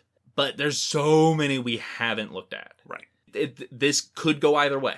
We could find that there's whole groups of animal life that don't show sleep. Right. That nematodes or something just don't sleep. But we do have lots of really solid evidence that it does seem like it's an animal feature potentially. Both the fact that everyone we've studied has sleep, and we've studied things from mammals mostly, but throughout the rest of vertebrates, and including many invertebrates, all show sleep. We've already mentioned a bunch of them. We talked about mammals mostly in our previous examples. Birds we mentioned, and birds actually have extremely mammal-like sleep. They have non-REM and REM sleep. Interesting. Probably convergently with mammals, as evidenced by the fact that like ostriches have weird REM sleep. So either they have their own weird one, or they are a more ancestral, basal bird group. It could be that they're showing a ancestral bird REM sleep. Right. So maybe they sleep more like how other dinosaurs slept. Exactly. So it does seem that they have every bit of what we define as sleep, just with some slight differences. They did note that the one eye open seems to be probably ancestral to birds because of how common it is. Oh, interesting. Whilst in the mammals, it's convergent in each group. Which also makes me imagine dinosaurs. Yeah! Just the notion of a T-Rex laying down on the ground with one eye perpetually open. Absolutely. Very cool. Like, that could be an archosaur thing for all we know if crocs are doing it as well. Oh, sure. And in fact, we do have evidence of sleeping in theropods. There are a couple of fossils that have been found that are interpreted as preserved behavior, and they are in a sleep position. Yes. The famous one is Melong. A Chinese dinosaur whose name means sleeping dragon. Sleeping dragon! Or long is like... Long, in Chinese, long has kind of the soar thing. Yes. Where we say saurus, like Tyrannosaurus. Saurus means lizard, but it kind of now just sort of means reptile / dinosaur. Same thing with Chinese. The character long means dragon, but it is used for dinosaurs very often. Yep. So they all end up with this dragon word attached to the end. Great reptile. This dinosaur was a small theropod. It was a troodontid, so cousins of your raptors. It was found curled up in a very characteristic bird sleeping position, with its legs tucked under it, its arms out to either side, folded in, they said, wing position, and its head tucked under its left arm, in between the arm and the body. And this is a very stereotypical bird tucking behavior while they sleep. It is associated with conserving heat and is iconic for birds. And evidently, as we always like to note, was a dinosaur feature first. Right, dinosaurs were doing it before birds did. There are a couple other fossils that note similar positions. Big Mama, the oviraptor that's on the nest, is also in a very brooding, potentially similar situation. As well as another Mongolian troodontid, Sinornithoides, also was in a very similar position, but was much more eroded. That same position could be interpreted from these two, but they're not quite as well preserved. They're a little more damaged. And we're not as confident saying that it's sleep position. But we do have evidence of bird-like sleep in theropods.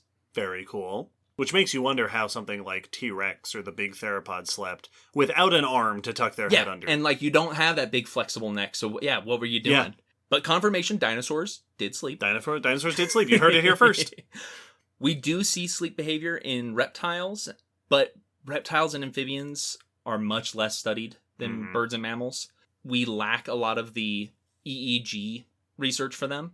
And many studies give very contradictory results. They noted that even just in crocodilians, the same species of caiman was studied to find evidence of potential low voltage brainwaves indicating non-REM sleep and absence of it. Another study reported eye movements in a crocodilian, while others did not. And one study on alligators did not note sleep behavior. So, like, it is all over the place. So it's hard to say. It's hard to say. Many other reptiles are also extremely variable in the results from research. There have been a number of studies on lizards, and some don't detect any evidence of REM sleep or anything like that, while things in like iguanas and tegus and bearded dragons have shown some REM-ish that seems to be potentially maybe the reptile equivalent to REM sleep, whilst others have found no signs of anything like that. So reptiles are kind of all over the place as to how similar their sleep is, but we do see signs of sleep mostly. Amphibians, there's even less information. Sure. They definitely show periods of inactivity, quiescence, with heightened arousal thresholds, so that's good for sleep.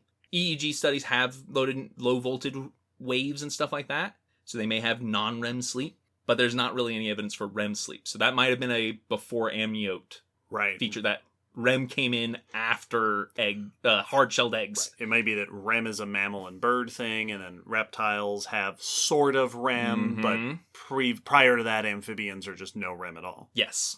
Fish get real weird. Yeah, of course they do. Of course they do. And they noted that this is the most species-rich group of vertebrates and probably the least studied for sleep. It's also the most phylogenetically diverse group of vertebrates. Very few have been studied with EEGs because it's tricky. Yes. There have been some that show distinct EEG patterns, whilst others showed no patterns, which means that most of our observations with fish is just anecdotal. Right, watching them. Seems to be sleeping. They noted things like there was instance of certain hogfish and wrasse that when lifted from the water by handlers, they were able to be lifted, so that sure does seem like a sleeping fish because you're not freaking out. Right. So, or maybe just a sick fish. Or maybe a sick fish. I've noted times with the bamboo sharks we had at the aquarium where one of them went completely stiff like rigor mortis to where you could just move it around. And I was like, is this a dead shark? Did you die? Am I holding a dead shark right now? Mr. Fish. Yep. Did you die? And I was like, had the radio, and the shark went, right. Oh, okay. All right. Maybe it was sleeping. Were you sleeping? Were you just grumpy and just going, nope, I don't want you to do this? I don't know. They note that fish cannot close their eyes. Sure. So we lose a lot of our easily from a distance. Like, that's a sleeping fish. Yep. I have that with my pet snake. Whereas sometimes he seems like he's probably sleeping, but he's looking at me. Yep. They also note that there's lots of things that keep going even when a fish is inactive that makes it hard. Like, there's a lot of fish that keep moving their fins when they're stationary and resting to keep themselves in position or to even fan themselves or like their eggs or something. Right. Which makes it hard to know that for sure that is sleeping. There are some that it has been noted very well. Zebrafish have been noted very well, even with having sleep rebound and needing more sleep after being restless. Interesting. So they are often studied for sleep stuff. They're a common lab animal. Yes. They've even noticed that certain chemicals that induce sleep in humans induce sleep in zebrafish. So, oh, interesting. They seem to have a comparable kind of sleep. You also have a bunch of complications with sharks and rays. Yep. You do have the buccal pump breathing ones, which can pump water with their mouth and take long periods of rest on the sand. And some of them can even close their eyes. They don't have eyelids, but they can just kind of push, squint. Yeah, they just squish they just the flesh over it. Compress that part of their face. It's so weird. Like, those technically aren't eyelids because those haven't evolved yet. Right. But you're just making eyelids out of the top and bottom of your face, which is kind of what eyelids are. Sure. And there's tons of evidence of sleeping with them, with nurse sharks and other sharks showing lower metabolism during this time, showing increased arousal threshold. So sleep seems solid in them. Then you get to the other sharks, the ram ventilation sleep breathers. Have to move in order to breathe. They have to swim to push water through the mouth, out the gills, so they can't stop swimming. So there are no periods of inactivity. Right, because they can't. And this makes it really hard to figure out, do you actually sleep at all? Right, you never stop moving, you never close your eyes. Mm-hmm. Do you sleep? There's mixed evidence. Sand tiger sharks will often be seen majority of their time doing what's called milling, which is just kind of aimlessly swimming. Loitering.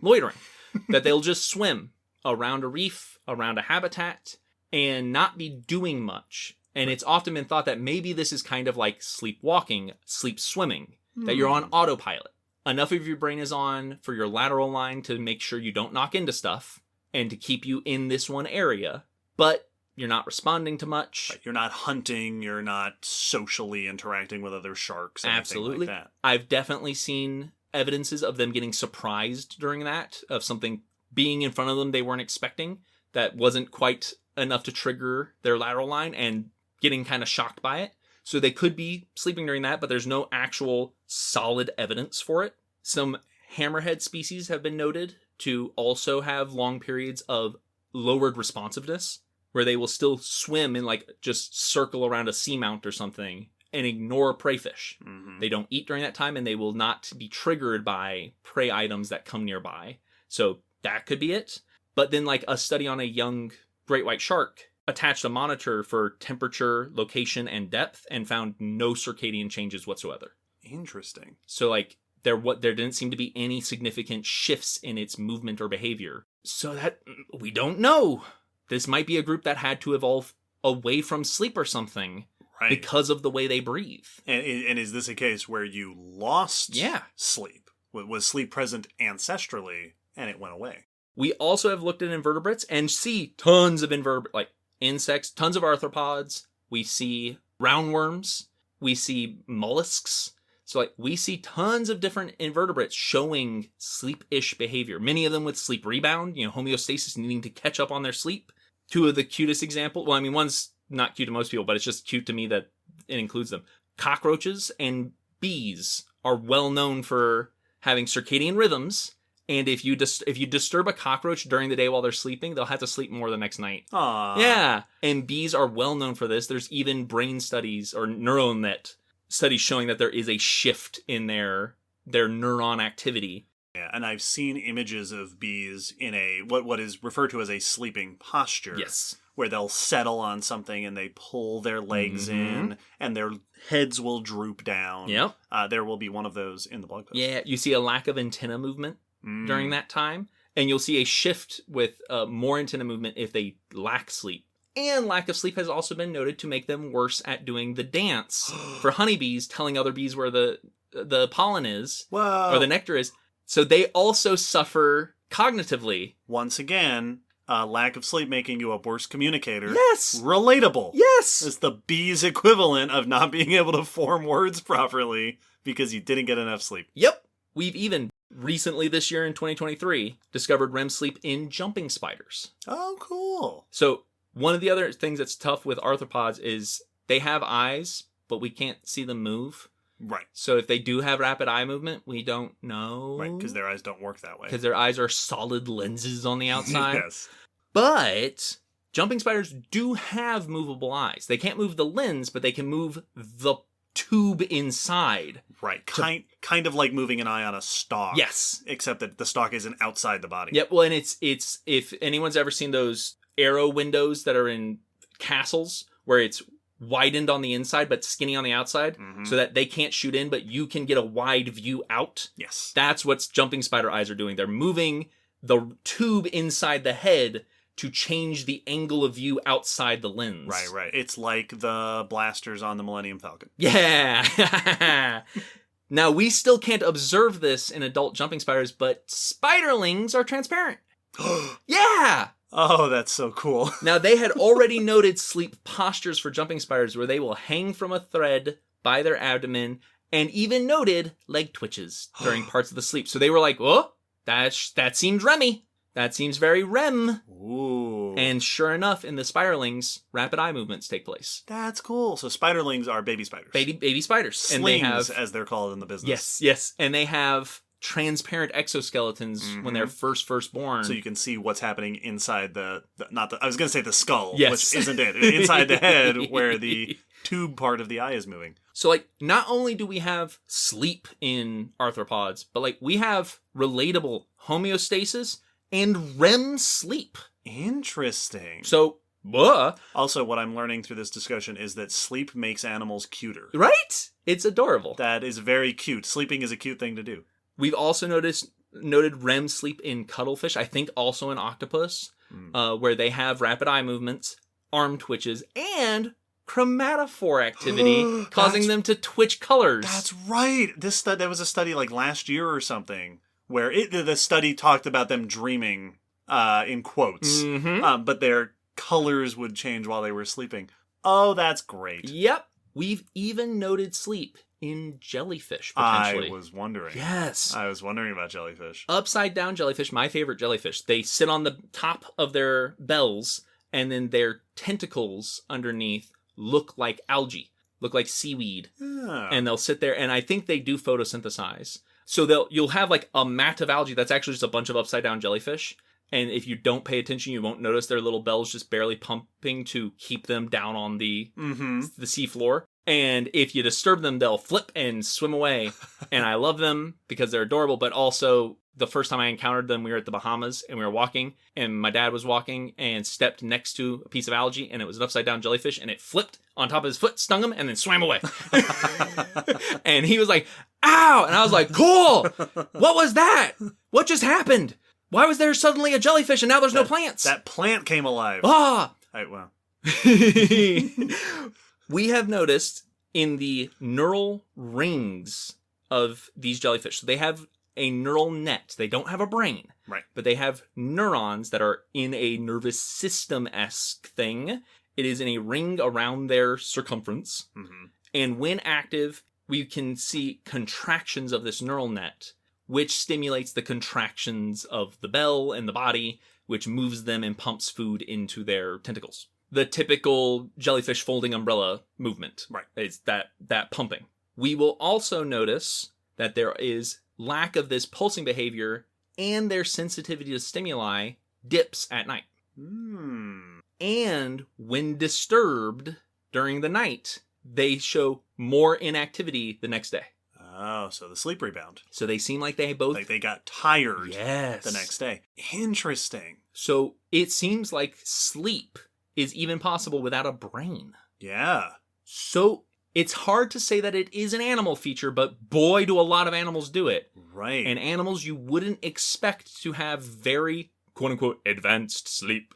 Right. Human-ish sleep. Have it. Well, and what that really makes it seem like is that what we think of as sleep is a very derived, complex version of something that is very common among animals. Yes. Of just having downtime, having time where the body just kind of powers down for a bit.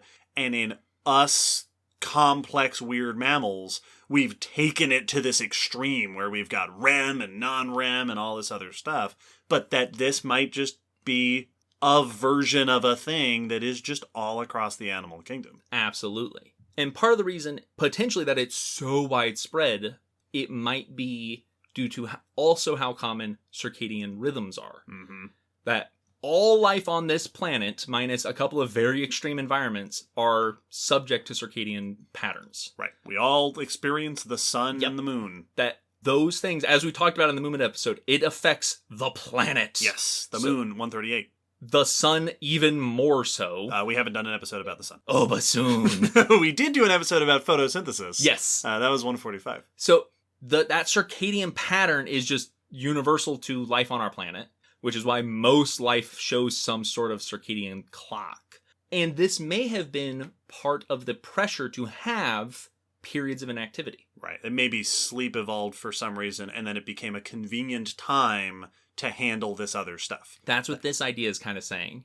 That if we have that circadian cycle, What we also have is now different periods to specialize into. Right. Diurnal, nocturnal being the two big ones. You also have crepuscular, which is at the edges. Sure. And so you can now specialize and utilize the time of day that you are best at. Right. And it makes total sense to have a time of day that you're at. Like if you're diurnal, that's when the food is out. That's when you can see. It is just the time that makes the most sense to be active.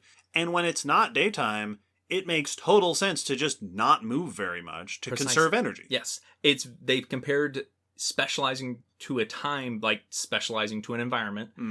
You can be good at trees and you can be good at during the day, but not only does it make more sense to just not be as active during the time that you haven't specialized for, it might be dangerous to be active. Right. That's when other things are around Yes. or when you can't see very well or whatever. And then if you already have that, all right, well, it's safer for me to just not move. Maybe that becomes the time where it becomes beneficial to go, oh, great, this thing I've been meaning to get done, this body function that needs to happen, let's just do that here. Precisely. Absolutely. So that better to be inactive, save your energy when you're not going to be able to be good at hunting or getting food. Keep safe. Avoid the dangers. And if you're going to be inactive, that's the most efficient time to do biological things that might take a bit more energy that would have been fighting for your energy while you're awake. This could be the selective pressure to having a sleep-wake cycle. Now, we have to ask, okay, but what are those important things I've been mentioning over and over? What is sleep doing? What is it doing? Oh! Will, so the listeners can't see that Will is scratching the back of his head in that awkward way that cartoon characters do when they don't have an answer to this question. There are lots of things that might be the benefits of sleep, but a lot happens while you sleep, and it's hard to pin down for sure which of them are connected to sleep, which of them could be the cause for sleep.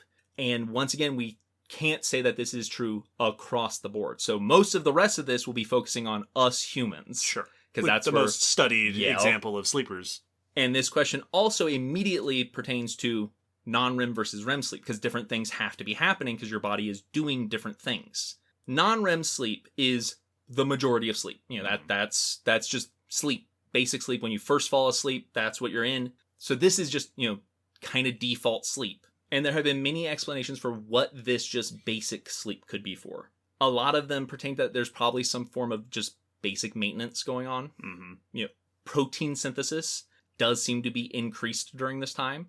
In the brains especially, so that it could just be that we're repairing and regrowing and replacing bits and pieces of our neurons. New neurons are generated in adult animals during sleep a bit more efficiently, it seems. So there's very likely just some basic repair aspect to it. A lot of people have suggested that it could go back to that energy conservation with that circadian rhythm mentality, that you're not good at night, so don't waste energy.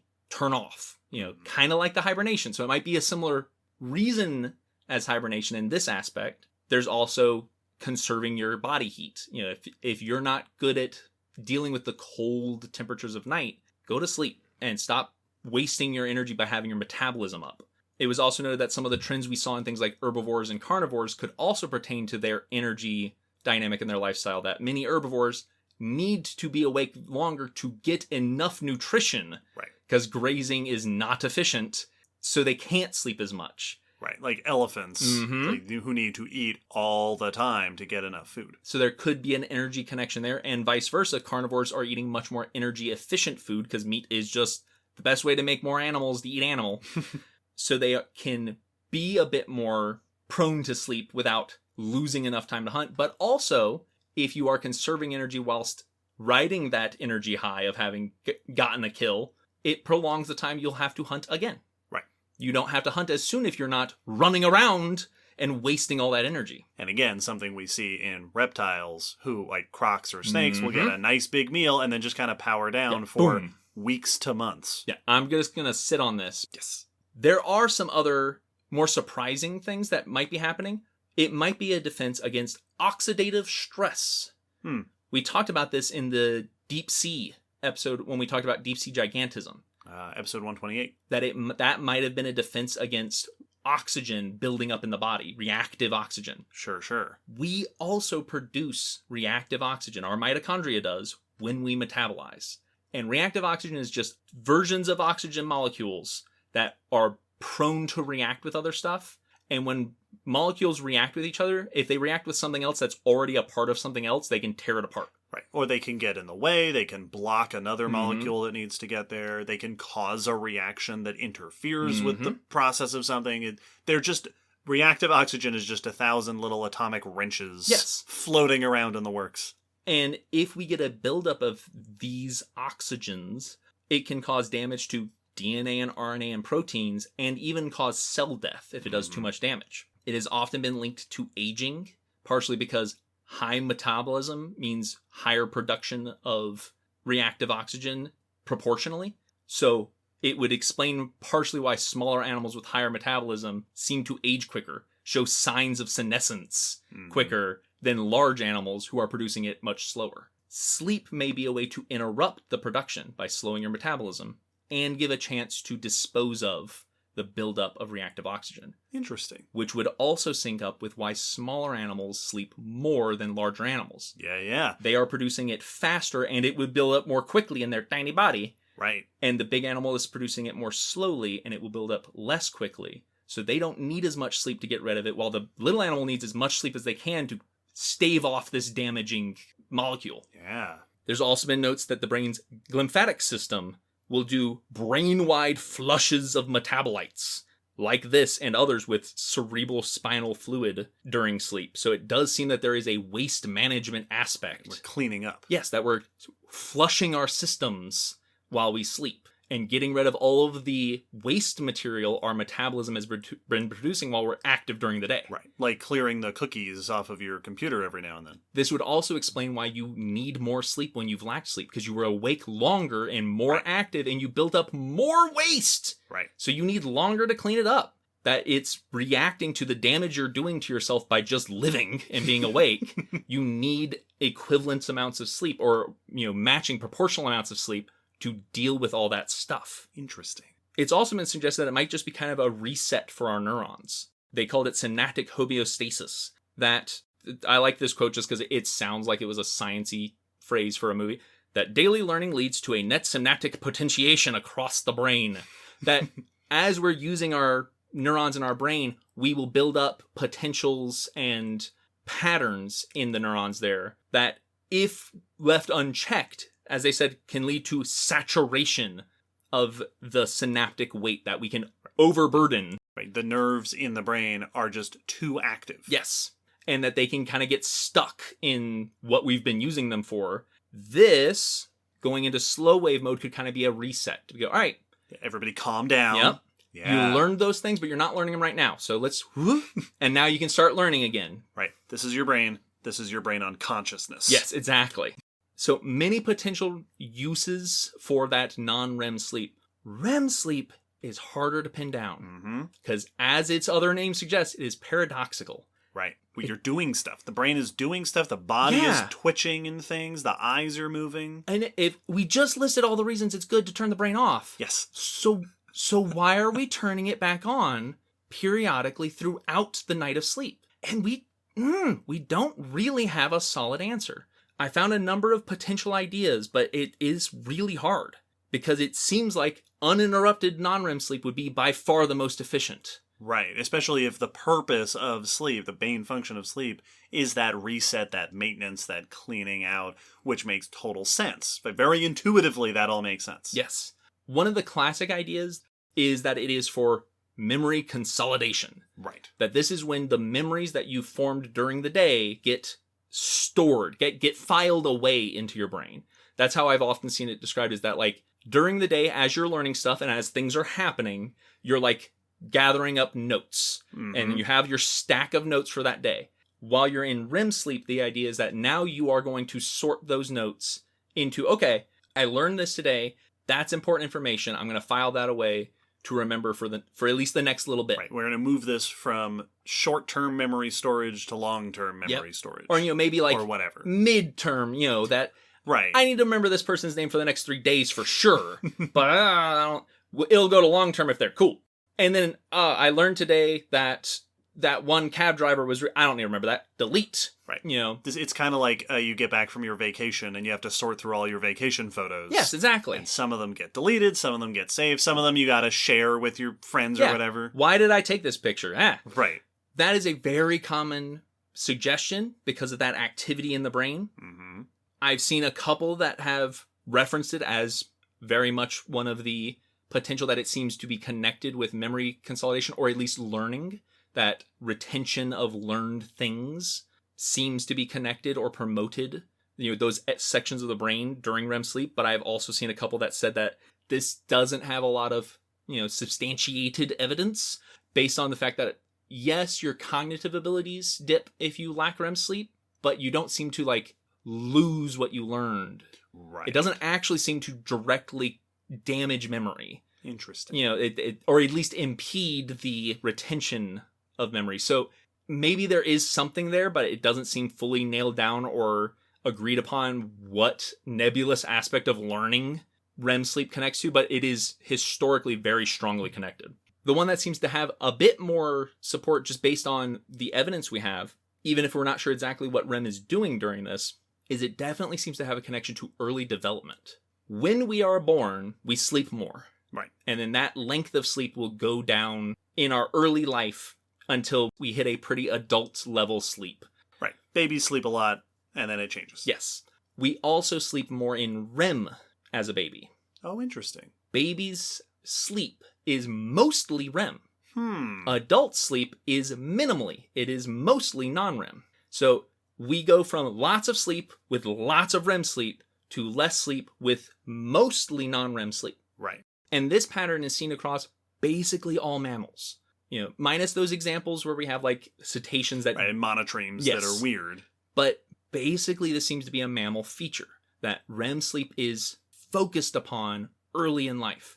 It's even distinguishable between altricial and precocial mammals, the ones that are more helpless when they're born and more active when they're born. Right. This is the difference between, say, baby puppies that are useless and a baby horse that comes out and is ready to walk around. Precisely. In those more helpless babies, we see that the decreases in REM sleep happen shortly after birth. In the precocial ones, it happens in utero. Oh, interesting. It happens before they're even born. By the time a baby is born, that REM sleep is already on the decline. Yes.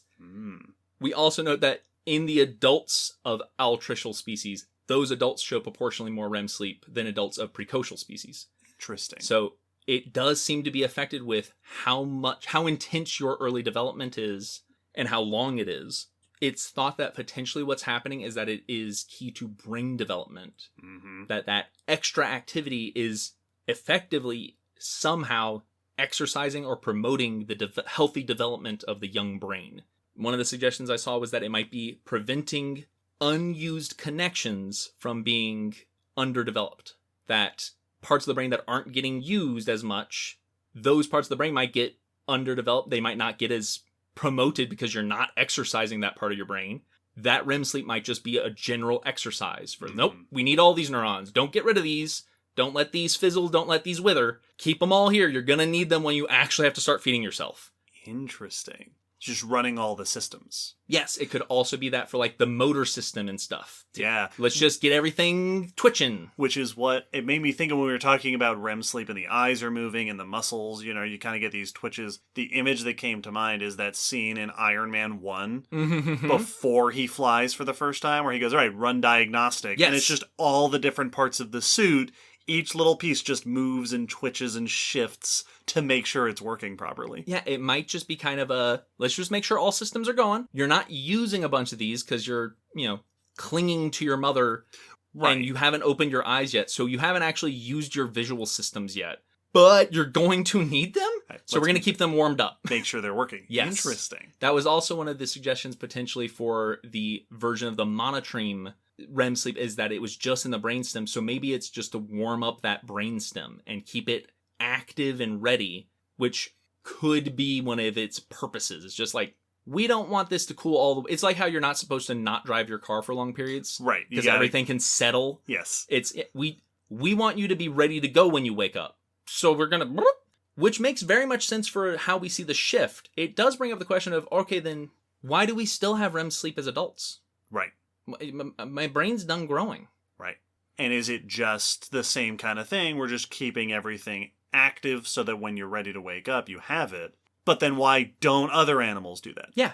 Warming that brainstem could be part of it, just keeping things a little tuned up just a bit. I saw one that suggested it might be to reverse the effects of non-REM sleep. Because in non-REM sleep, if you are woken up during that time, you're typically much groggier.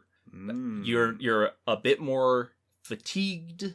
You're not feeling quite as aware and conscious as quickly.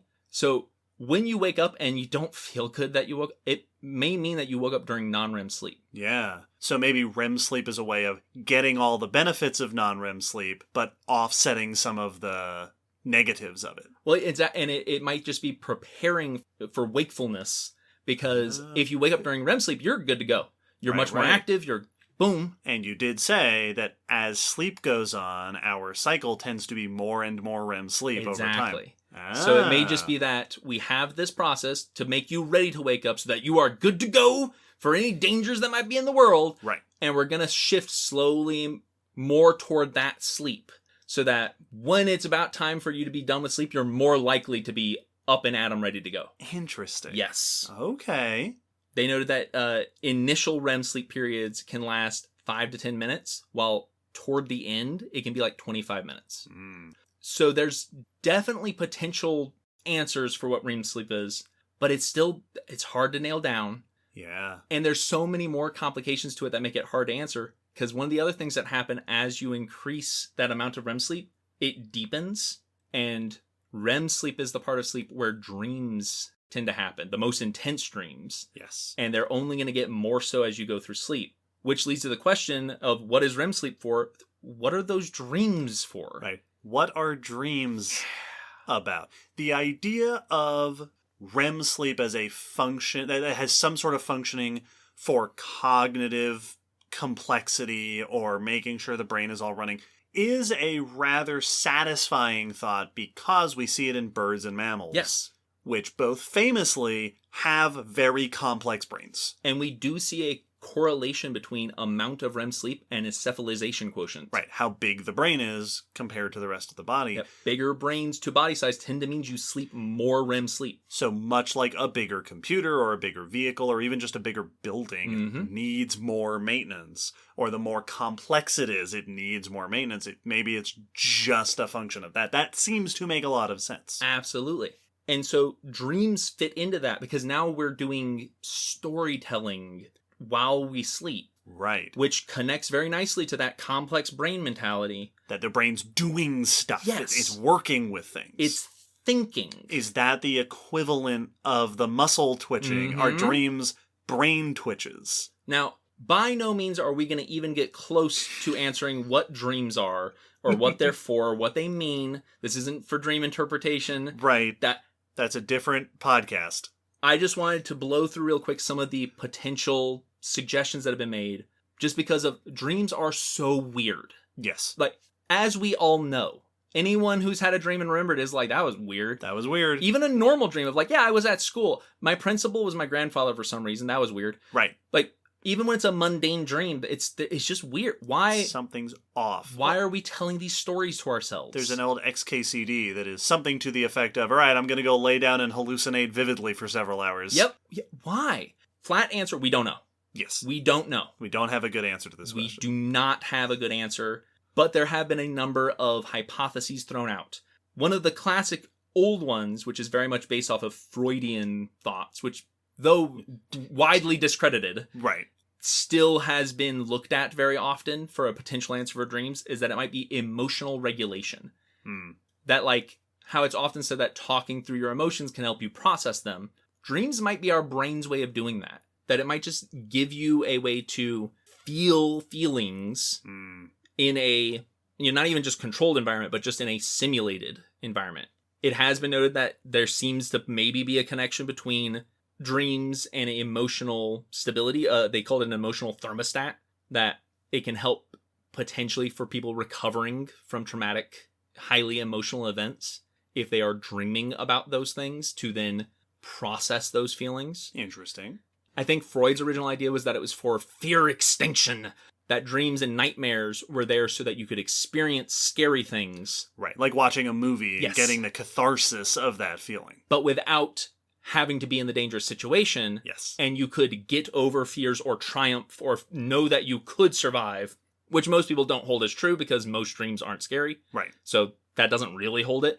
And in fact, many dreams aren't even emotional. So a lot of people question this idea altogether. Yeah. Plenty of us have just mundane dreams.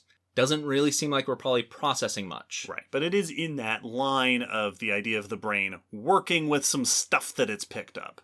Absolutely. Dreams have also been connected to memory consolidation, just like REM sleep was in general. Yep. Even though many people have found this doesn't seem to really hold water. Right. Since a lack of dreaming doesn't seem to affect the memories. And a lot of our dreams don't seem to actually connect to memories. So right. That idea has been suggested, but not solid support, it sounds like. I saw one suggestion that it might be for selective unlearning, reverse learning of getting rid of info and deleting stuff, and it might just be the side effects of that happening.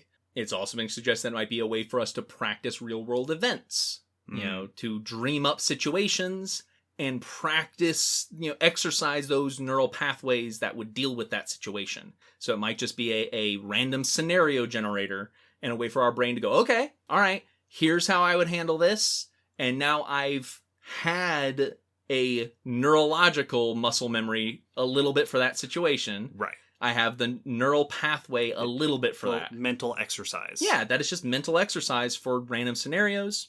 But most of those are very much logical proposals for what dreams are, not fully substantiated hypotheses. Right. And definitely not theories of dreams. A lot of them don't have solid support or evidence-based support. It is just a neat idea. A neat idea, often very anecdotal. Logically, it makes sense based on certain things, but often will break down with other aspects of dreams. Mm-hmm. Like, many of them don't explain why there's such weird things in dreams. Right. If it's preparing me for situations, why is it preparing me for the ability to fly? Right. Or why is it preparing me for a thing that happened years and years and years ago? Exactly. If it is an evolutionary benefit for that stuff, why would it be selected for things that would never benefit me? Right. So lots of situations like that, there's often been a suggestion that dreams might just be a side effect.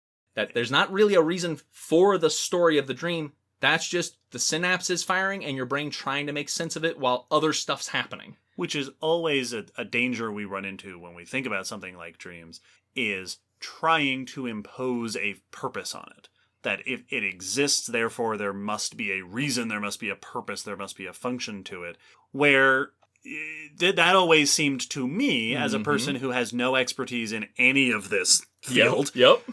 that it would make total sense that it's just the brain is doing stuff, and that is creating thoughts and experience within the brain that then the brain is trying to interpret the way that we know brains will do when they get mixed signals and weird stuff. That our brain is adapted to seek out patterns and to make sense of the information it's given. Right. That dreams might just be a weird side effect of a thing that is important. Mm-hmm. That the dream itself might not be a big deal, but it is kind of it's the sparks that fly when the other things that are important are happening. Which can feel very unsatisfying because so often dreams can feel and be significant. Yeah. A dream can ruin your mood for the day. Yeah. If you wake up and you're like, hey, I just remembered that time I was betrayed by a loved one.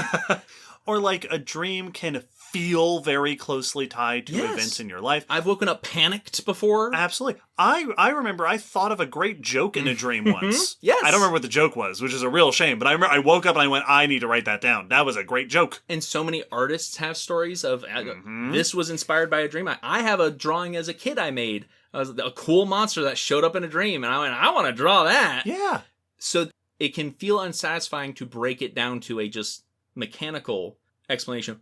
But a recent paper I found gave one of the only hypotheses I came across, and that they were saying is one of the only ones, based off of solid evidence that does potentially give a mechanical explanation for dreams. They call it the overfitted brain hypothesis. They note that deep neural nets, which are artificial learning systems, are one of the closest analogs to the human brain we have and are often brain inspired. We design them with our knowledge of how brains work. And studying them, we find many similarities in patterns of learning, in trends in how the thought, quote unquote, thought process happens. And so they have been used to study brains and learning and cognition. We finally have a thing that we can tweak and poke and prod and not have to worry about ethics. Right. It looks and works kind of like a brain. Exactly. So this is really one of the first things that's given us a good analog for the human brain and the way it thinks. And these neural nets face some consistent issues. One of them, which is pretty much an issue for all of them, is called overfitting. As they work on a set of data or on a task, they can become over-specialized at that. And they will see a trade-off for memorization or generalization for other tasks. Basically, they become too good at this thing that they can't do other things very well anymore because they have become too ingrained in this.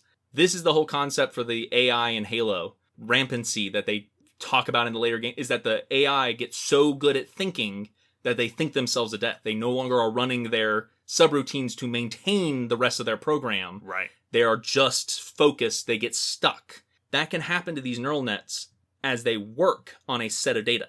To combat this, what you do is you use what's called noise injections. You feed them a bunch of random nonsense data that kind of resets their pathways and gets them to be a bit more flexible again and be able to handle new tasks again. The overfitted brain hypothesis is suggesting that this could be the same issue we're facing. Like we were saying that resetting the neurons in development could have been important for just calming down so they don't get oversaturated, we also might get over-specialized. If I'm doing the same thing, especially if I'm an animal surviving, every day, I wake up, I graze, I go to sleep. I might not be good at when a scenario changes on me because my neurons, my neural pathways have gotten overfitted for this set of data. Dreams might be that noise injection of random info, random nonsense, meaningless data just to reset your brain, shake out the cobwebs, and remember that you have these other parts and you have these other pathways. Right. And just prepare you for the randomness of life a bit by making you a bit better at generalized preparedness. Interesting. So it could be that what's in the dream is not important. In fact, it's important that it's not important. Right. It's just the process of dreaming. Here's a Mad Lib. Work through that. That'll shake you out a bit. And you'll be good to handle general stuff the next day. Interesting. That's the closest I came across of one that actually seems to have measurable comparisons. Right. That seems to really support a logical explanation for dreams. And therefore potentially also REM sleep. But that's one study. Like, that is a very new hypothesis. One very recent study. Yes. So we are still utterly baffled. Right. And what really has happened here, as our listeners may have noticed, is that we started out this episode with the question of what is sleep, and then we moved into why do we sleep, and there's all these unanswered questions, and there's all these mysteries, and as we have kind of circled around all these questions, we have finally landed on why there are all these mysteries, and that is because this is secretly a discussion about brains. Yep. And brains are mysterious and weird. They're so bizarre. That's what happened. Yes. It's like, but all of these answers, all avenues point to the brain, and now we're confused. And that's ignoring jellyfish and others that don't seem to have those. Right, that have a kind of brain. And so our explanations for non-REM sleep could still make sense. They're still metabolizing, so clearing that out makes sense, all right? And it would make sense that you don't have REM sleep if you're not having the cognitive complications that we're having. Sure. But yeah, brains and neural nets. We're still confused sometimes of like, okay, you don't have a brain, but you're definitely remembering stuff. Right. How did you do that? Okay, that's weird. Slime molds. You don't have a brain, but you sure do have a complex way of solving problems that's all chemical based and not neuron based. Right. Does that count as memory? How? Do we count that? How did you do that? And sleep touches on all those same sorts of questions. It does. And it is just a very mysterious aspect of our daily life. Yeah. Now I encourage all of our listeners to go back through the other episodes of Common Descent and wonder about the sleep of the things that we discuss. Yep. Right? Did mosasaurs and ichthyosaurs sleep one half of the brain at a time? Yeah. Like modern day marine mammals do? Did large herbivorous dinosaurs also show less sleep? Or is that just a large herbivorous mammal thing? Right. Did big theropods sleep most of the time? Mm-hmm. Did baby dinosaurs show a higher amount of sleep and REM sleep? And less as they got bigger? Yeah. Did placoderms sleep? Yep. Could pterosaurs sleep on the wing like some birds do? Yeah. Surely. Surely they did. Yeah. Fun. Well, now we all have more stuff to think about. I want paleo art of just sleeping animals. I want, sleeping and dreaming pterosaurs in the sky, floating around, dreaming of that they have a test that they have to take tomorrow that they didn't study for. Oh, yes. That was one thing I mentioned. We see REM sleep in tons of animals, and they'll do like the twitchy limbs. So, like, your dog twitching its limbs is REM sleep. But we don't know that they're dreaming. Right. We don't know for we sure. We often say that. You'll hear people who will be like, oh, he's dreaming. Yeah, that's because that's what we attribute when our body's doing that. We are in the part of sleep that is strongly connected to dreams. Right. But we don't know that other animals are dreaming. And even if you're like, yeah, but we see the heightened brainwaves. Okay, but that's REM sleep. That's just REM sleep. That's just a feature of REM sleep. We don't know that anyone else dreams but us. Right. I wouldn't be surprised that others do, but that's hard to nail down. We don't know that, and we can't ask them. They don't keep dream journals. And with that, we can wrap things up. There's so much. Like, this is already a long episode. This has been an introduction to sleep. Oh, yeah.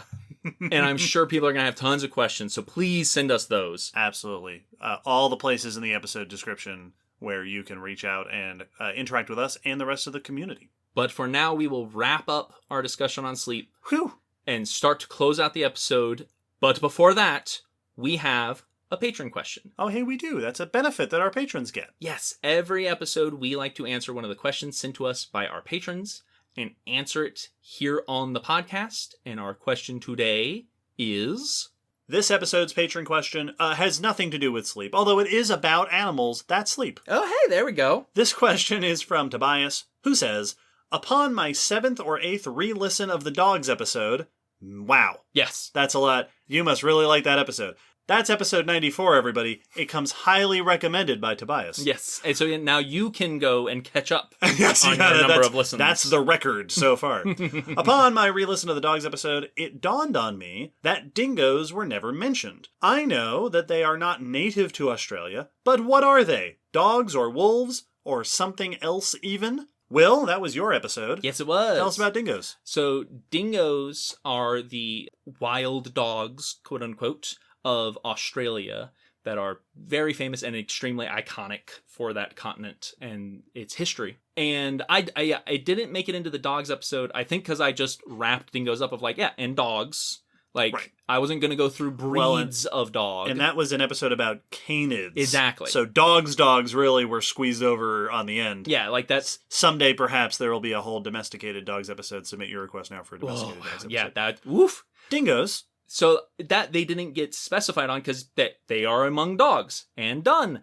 And I picked this question thinking, like, this will be a nice kind of, straightforward thing at the end of our super nebulous sleep discussion. And then I looked it up and was like, oh, not straightforward. Dingoes, there is a lot of debate as to how to define them. They are pretty agreed upon to be dog. Right.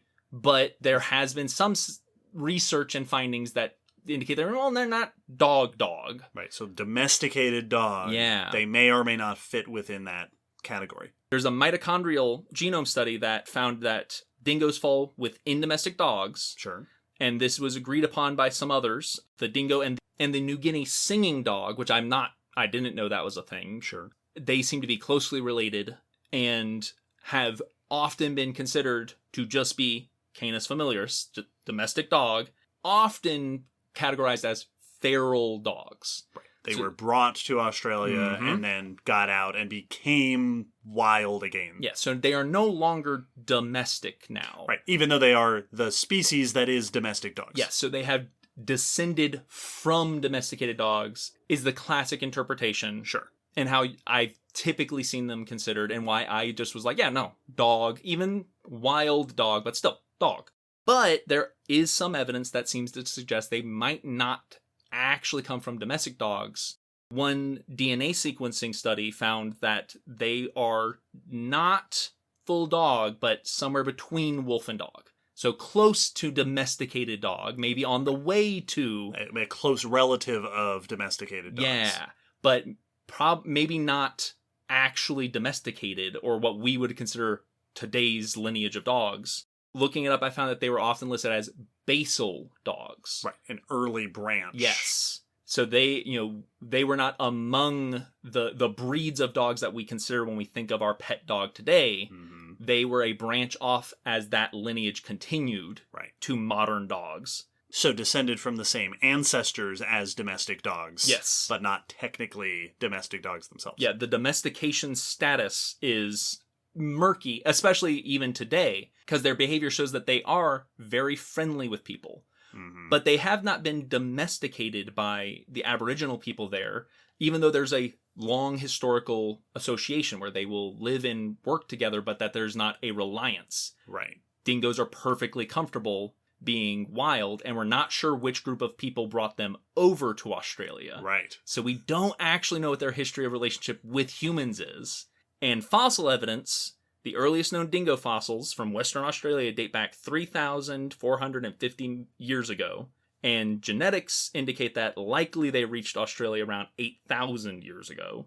But the morphology of those fossils has not changed. Right. They're basically dingoes. It's dingoes, which indicates and suggests a lack of artificial selection, a lack of breeding by humans. Right. We were not selecting for things which would have shown changes in that much time. So it seems that they are still dog, or maybe just very close. Right. They're either feral domesticated dogs or very close cousins of true domesticated dogs. Yep.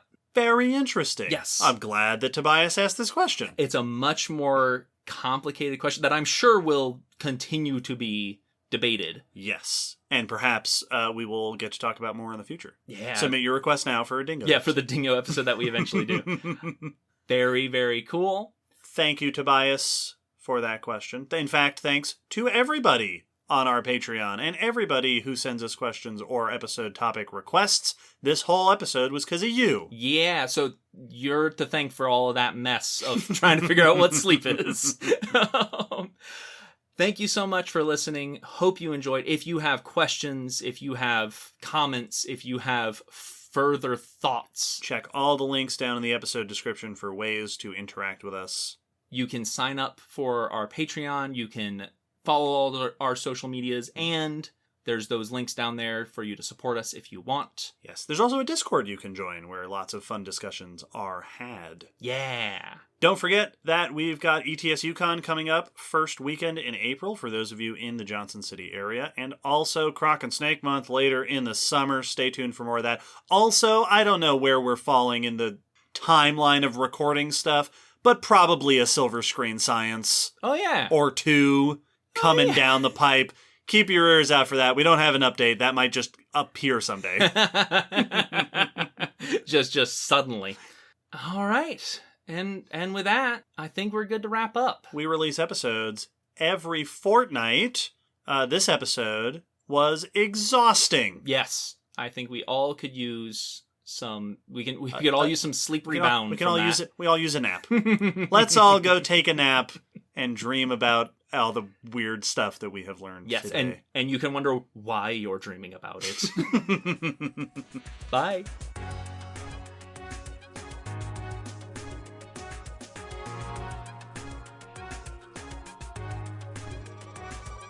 Thanks for listening to the Common Descent Podcast. You can follow us on Facebook, Twitter, YouTube, and check our WordPress blog for pictures and links after each episode. Huge thanks to our patrons whose support helps keep this podcast running and who get access to bonus goodies on Patreon. The song you're hearing is called On the Origin of Species by Protodome, which we found at ocremix.org. Thanks again for listening. We hope you'll join us next time.